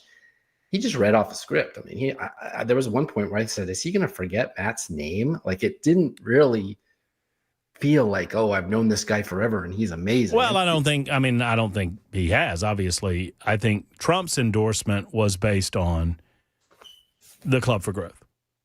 I mean, I think that there's a clear connection there that the people behind Club for Growth who are behind Van Epps. Yeah, but and I'm not knocking it. I mean, that's the way that a lot of these things happen from time to time. And Matt Van Epps was on the show yesterday and said as much, that he had a conversation with Donald Trump, and it was the first conversation that he had with Donald Trump. So, yeah, I mean, and we all know that some Donald Trump endorsements don't really work out so well, and some of them are not exactly who we would like to have in the offices. I can think of the South Carolina congressman who was literally the chairman of the Freedom Caucus, who he endorsed against and lost. Like, wait, that doesn't make sense. Freedom Caucus is supposed to be as MAGA as they come. So Trump's endorsement may or may not have as much power as it used to. And yes, of course, Tennessee went pretty heavily for Trump. But like I said, there's all these new people that came here that don't know the difference between Van Amp, Trump, and Bolso. So when they went into... But I don't think any of those people are voting. Oh, if we don't know, like I did, they want to have their voice heard. I mean, they're mad at Chicago, they're mad at New York City. They want to vote. I mean, it's interesting that the guy that I know that fled the left side of the country is the hardest on people fleeing the left side of the country in terms of how they're going to vote. You know what I mean? Because you're one of the more conservative guys I know. Because I'm the witness. You intimate that these people that are coming here are going to be rhinos, and you're not a rhino. Well, witness to that actually happening. I saw it happen in Austin, Texas. I saw it happen in Seattle, Washington, which used to believe it or not be red. I saw it happen to the state of Colorado. I know who they are. They follow me, and they don't think like me, which makes me special. I get invited on the Matt Murphy show. But yeah, I mean, bottom line is that yes, let's just say 2,000 people moved here. Well, who's the 20% of them? According to Steve Abramowitz, who's the rhino in this race? Oh, in the whole race? I mean, who's the rhino that these people that you're talking about would vote for? Who's the rhino? I mean, well, yes. See, that's yet to be determined because Matt Van Epps doesn't have a track record, but he worked for Mark Green, who was considered very conservative. They sent him back 13 times. So Hey, don't forget about the big endorsement from Mark Green's wife. She endorsed Jody. Jody Barrett. Yeah, that said a lot. And, you know, in my little hometown, I think that one actually has a lot of weight, maybe even. Well, I mean, if you know for those that know the backstory, I mean, I think it might carry a little. All right, we only got like a minute left. Who you got? Oh, well, odds are whoever wins is going to have to take on Afton Ben, Darden, Copeland, Vincent Dixie, or Bo Mitchell. And as you know, I'm the Tennessean labeled conservative advocacy podcast. So I don't know those people. I have no idea what's going to happen, although I do know Afton Ben is Tennessee's AOC, so she'll lose.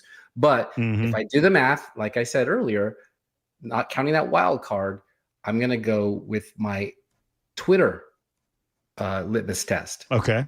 Jody has 5,700 followers. Gino has 890, and Van Epps only has 332. So Jody's going to win big because John Rich has 1.4 million, and the dude just brushed back TVA in Cheatham County, you know, with a song. No, I love it. He's got swing. So, you know, and he called Brooke Rollins and got to Trump to make that happen. I don't know why he couldn't do this on the endorsement thing. I think there's money involved in that, but you know, anyway, that beats a robocall. So I think it's Jody. Yeah, I mean, I think it's somewhere between Van Epps. I don't think Bolso. I think Bolso's too smart for the room. Bolso's a brilliant man. For me, I put it between Van Epps and Jody, and I don't know who wins out of those two. We're going to find out. Well, I mean, it's one of the tougher races to call, considering the lack of people who are knowledgeable about the race. All right, I got to leave it there. Thank you to Steve Abramowitz. We've got to go. Heartlandjournal.com, heartlandjournal.com. Support his local journalism. We appreciate you, and we'll be back in a moment. Bye.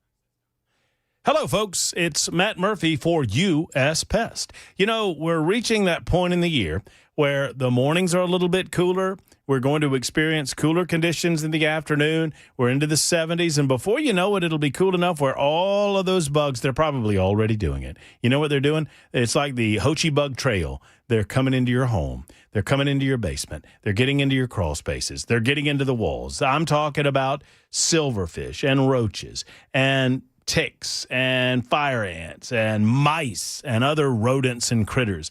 All of these bugs and creepy crawlies and critters want what you have. They want your food. They want your warmth. They want the protection that your house provides. And they'll take it from you like little communists that they are unless you do something about it. U.S. Pest is what you need to do about it. With full-service pest control, termite protection, and crawl space service available for you with a 100% money-back guarantee, they are your go-to source for all things bugs and nasties in Middle Tennessee. They do it better than anyone else. And I know J.K. and Erica Brister, and they are excellent at their task. And their task is to eliminate bugs from your life and all of the diseases that come with them. So let's get with the program. Literally, let's get with U.S. Pest. Go to uspest.com, uspest.com, or give them a call at 590-1260.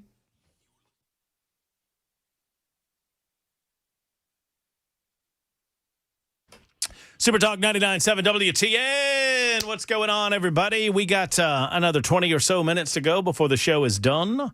Happy to have you along for the ride. Thank you so much for being out there, whether you're on Spotify, iHeart, TuneIn, maybe our own app, 99.7 FM, or perhaps watching on YouTube, Facebook, Twitter, Twitch, or Rumble. Thank you, thank you, thank you, thank you. You can give us the old thumbs up if you don't mind. It'll cost you, as Ken Weaver says, absolutely nothing, boys. Yes. And you can give us that thumbs up and maybe make a comment or two in the chat machine over there on YouTube. Love hearing you on the chat machine. It's a crazy exercise over there. Just go and look at it for yourself. And I also appreciate so many of you hitting us up on the super text line as well. Hey, you want to tell everybody what you asked me 3 times during the break, Jax? What are we going to talk about? And what did I say to you? You remember? I don't know. That's exactly what I said. I don't know. I like to keep it open. I like to keep my options fresh. I will say this. Sally has written in, and Sally says,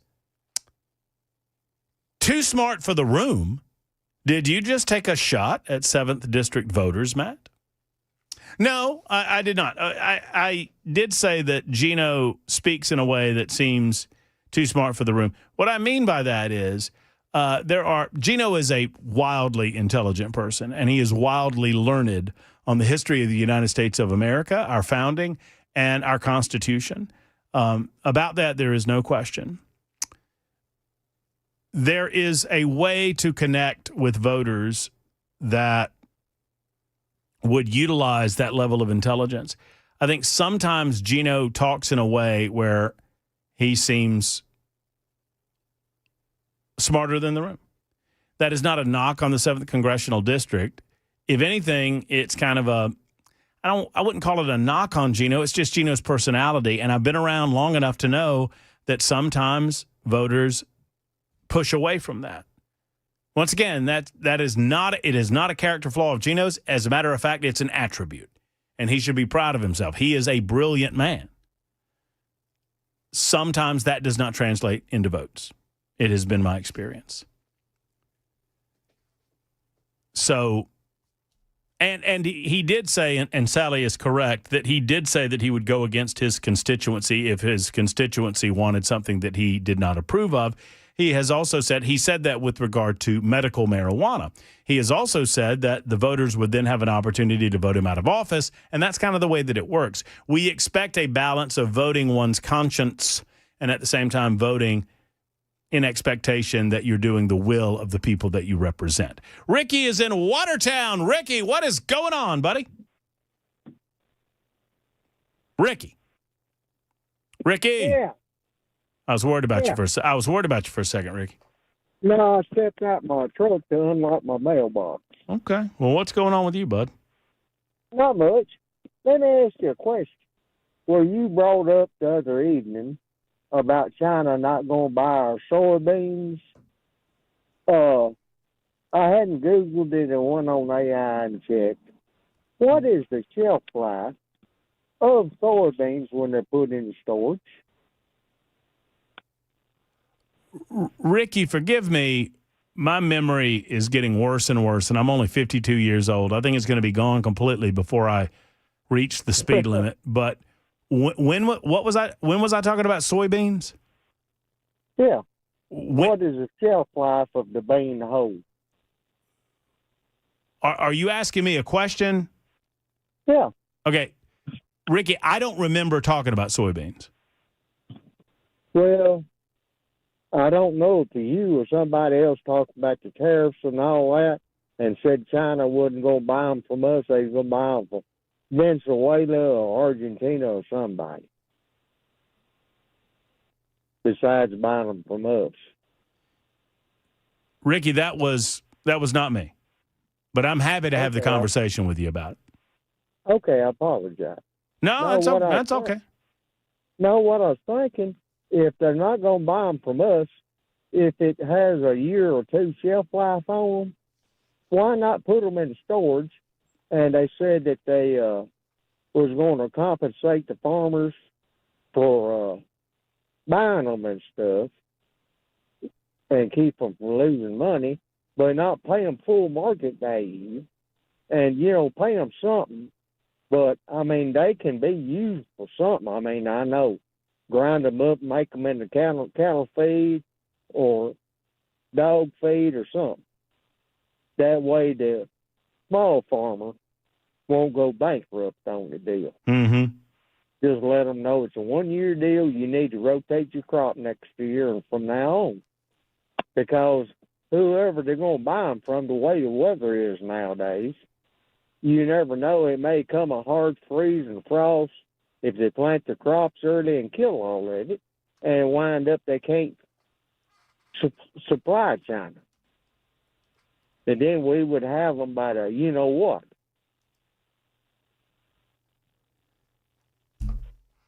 Ricky, I'll default to your knowledge on this issue. I mean, I don't know the nature of what we're talking about, that the small farmer depends on China buying their soybeans in order to exist. Yeah, more or less. Okay. Well, if any American business is depending on the purchase from China in order to exist, I would strongly advise them to reconfigure their business model. Because we need to do less business with China, not more. I agree with you. That's the reason I say just let them know. Say it's a one-year deal. We'll buy them, and after that, right. So they don't take No, I get it. If there's some sort of new tariffs that are coming on soybean crops, yeah, it makes sense that you would try to subsidize that on a temporary basis in order to prop up the small farmer so that they don't get punished because of a change in American policy. Makes perfect sense to me. Thank you, Ricky, for the call. 0152 says, LOL, crawfishing on your 7th District slur. Love it. Pray for Dolly. Most interesting thing you said today. Good show. I don't feel like I'm crawfishing, or as I like to say, crawdadding. I don't feel like I'm doing that. I was not slurring the 7th Congressional District. I'm telling you that some of the most intelligent people that I've ever met that enter the arena of politics are oftentimes hampered by that level of intelligence because people feel like they're talking above their heads in the room. And you can be my grandpa was the smartest man I've ever met in my life. My pa did not graduate the 8th grade, and he had more common sense than every politician I've ever met in my life. But if he felt like you were trying to talk some book learning to him and not making any common sense, he'd walk away from it. That's all I'm saying. That's all I'm saying. David is next up. Hey, David, how are you? I'm wonderful, Matt. How are you? Well, I'm good. Thank you for asking. Well, good. I've got a burr in my bonnet with Freddie O'Connell. Oh, I read a news piece. I'm right there in the cab with you. Yeah. I know. So News Channel 5 has come out and said that Elon Musk's Boring Company and Freddie O'Connell have not met, and Freddie's not, he's not going to stand in the way of the permits. What dog does he have in this hunt since he's not even involved? So shut your pie hole and keep screwing up Nashville until you get reelected, not until you get voted out. What's the deal with him? I refer to him often, and by the way, I expect that he's going to be on the show at the end of the month. We are working on that right now. Either the 27th, 28th, or 29th of October, I think, it is where we're at on that. But I refer to him, and he knows this, by the way. My nickname for Freddie is Feckless Freddie. Freddie can't make a decision about anything. David, he can't take a stand about anything except the fact that he wants more tax money. It's because he went to Brown University. I mean, he is so woke that, his parents taught in the metro school system, and they sent his butt to MBA. How's that a slap in the face to the city? No wonder Angela Battle's getting $6.5 million to cover her mistakes. I mean, we're wrought with corruption. This is like old Nashville before Mayor Bredesen got in and cleaned house. I do not believe, and I've met Freddie enough, and I've had him on the show enough. I do believe he is in a liberal bubble, and I've told him that. He does not like the fact that I call him Feckless Freddie. He pushes back on that and has privately with me and has publicly with me. Now, all of that to say, the reason I call him that is based on the evidence in front of me. He can't seem to make a decision about Fusus. He can't seem to make a decision about license plate readers. He can't seem to make a decision about the Nashville Fairgrounds Speedway. He can't seem to make a decision about the boring tunnel. He can't seem to make a decision about the East Bank. He sloughed that off to some sort of commission that's overspending their value in money. So, I mean, he's the mayor of a major metropolitan area in the United States of America. He certainly can't make a decision about criminal activity in this city with regard to immigration and customs enforcement, except to say that we are less safe when we get criminals off the street. All of these things build up to, it feels to me like he's riding the rails and can't figure out which side to fall off on. I agree. And, NDOT rides around with license plate readers and gives people tickets. So why is it for a revenue stream okay, but to get these thugs and gangbangers who are coming from Memphis, popping in cars with stolen cars, I mean, fix this town. He is the only mayor to step in and change the course and roadmap that Mayor Bredesen, Governor Bredesen set for Nashville to excel for the next 50 years. And he is stepping us backwards. I agree with you. You all do a great job. Thank you for taking my call. Of course. And keep doing what you're doing. Well, we appreciate you. No, I mean, I saw the article, by the way, and it was in, as you mentioned, News Channel 5. I want to pull this up because there was an update on the boring tunnel. They expect potentially 20 stations, and they are coming right along in their effort to go ahead and push forward with the tunnels. They expect that these state-of-the-art boring, B-O-R-I-N-G machines will be in place before the year's up, and then they'll start at the tune of like $12.5 million per mile or thereabouts. They will begin drilling the tunnels, one that way and one that way. They also suggested that they have been in discussions with a number of private businesses and in discussions with the city. However, as the caller pointed out, Freddie O'Connell has yet to meet with any officials from the boring company, which seems like a ridiculous waste. This is an opportunity. Put politics aside for a moment and recognize the opportunity for the city of Nashville. It's not a fix-all for all of our traffic issues, but it is at zero cost to the taxpayer. And if this fails, it fails on Elon Musk's dime, not on our dime, on his dime. It is a no-brainer. There is no monetary investment whatsoever. And thus far, I've seen no suggestion that there's any environmental impact whatsoever. I spoke about gold rising in price earlier today, and I mentioned the name of Paul Winkler. And looky here, our good friend Paul Winkler has written to me. He said, I heard my name invoked on the way home, and he put a little smiley face there. But Paul has answered the question. The question is, why is the price of gold going up in the fashion that it is? It's doubled in price over the last 5 years. And the question remains, why? He said there are a lot of factors. China has been buying up gold because of distrust in the United States. Tariffs against Russia creates even more of an issue, driving countries like that to move away from treasuries. With interest rates going down, that's also been a driver of gold.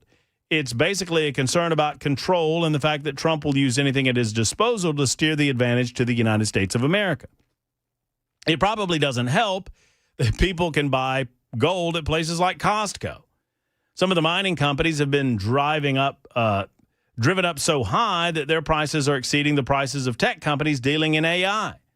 Sir Isaac Newton, writes Paul Winkler, who lost his entire fortune in the South Sea bubble, made the comment once that he was pretty good in physics, but could not understand the madness of crowds. This is something that I'll talk about on the radio this weekend. He then goes on to say the headlines of today could have been pulled from the late 1970s. Huh. Well, there you go. Paul speaketh the truth every, Saturday from 3 to 6? I think that's right. That sounds about right. On Super Talk 99.7 WTN with his own show, and we have him on from time to time. Big fan of Paul Winkler. 53 after the hour, and he's my investment guy. He is my go-to guy when it comes to financial advice. 53 after the hour. Super Talk 99.7 WTN.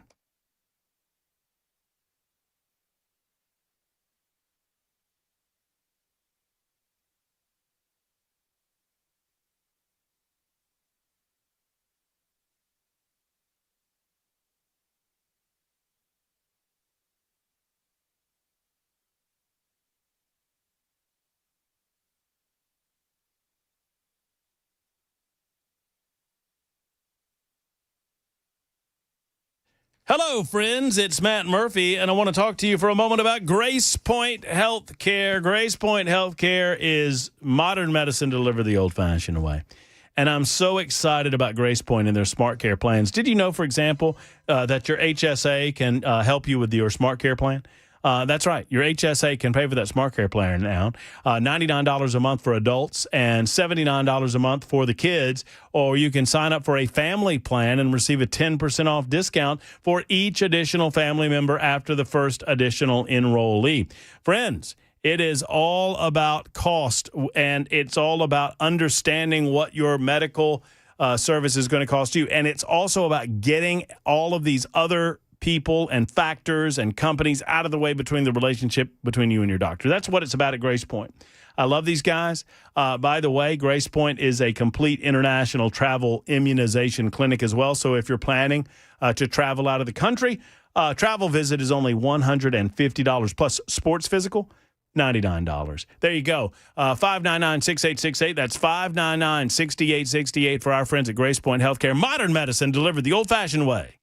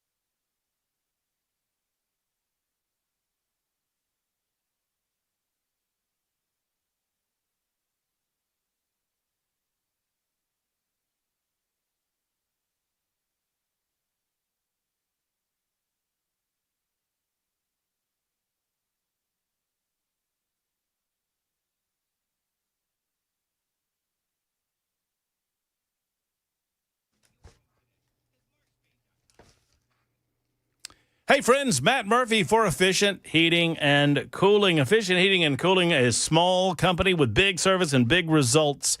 I've seen Jeff Eddy do it with his crew. By the way, always hiring good technicians at Efficient Heating and Cooling.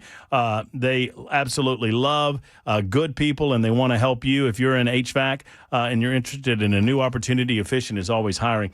And they especially hire this time of year because it's a busy season for them with all of the maintenance that they're doing on the heating units in and around the Middle Tennessee area. $125. That's the most you'll ever pay on a maintenance call with Efficient Heating and Cooling. Plus, you get the maintenance guarantee. What is that? If they come out and maintenance your unit, and that's a good thing to do because it's going to extend the life of your system, then if they have to come back at all this winter season, they will not charge you a service call for that repeat visit. How about that? That is the maintenance guarantee at Efficient Heating and Cooling. Now, at some point, you have to replace, and when the time comes, Efficient is an Elite Pro partner with Rheem. They can offer financing options available to you. EfficientHVAC.net. EfficientHVAC.net, or call 615-784-4424. That's 615-784-4424 for Efficient.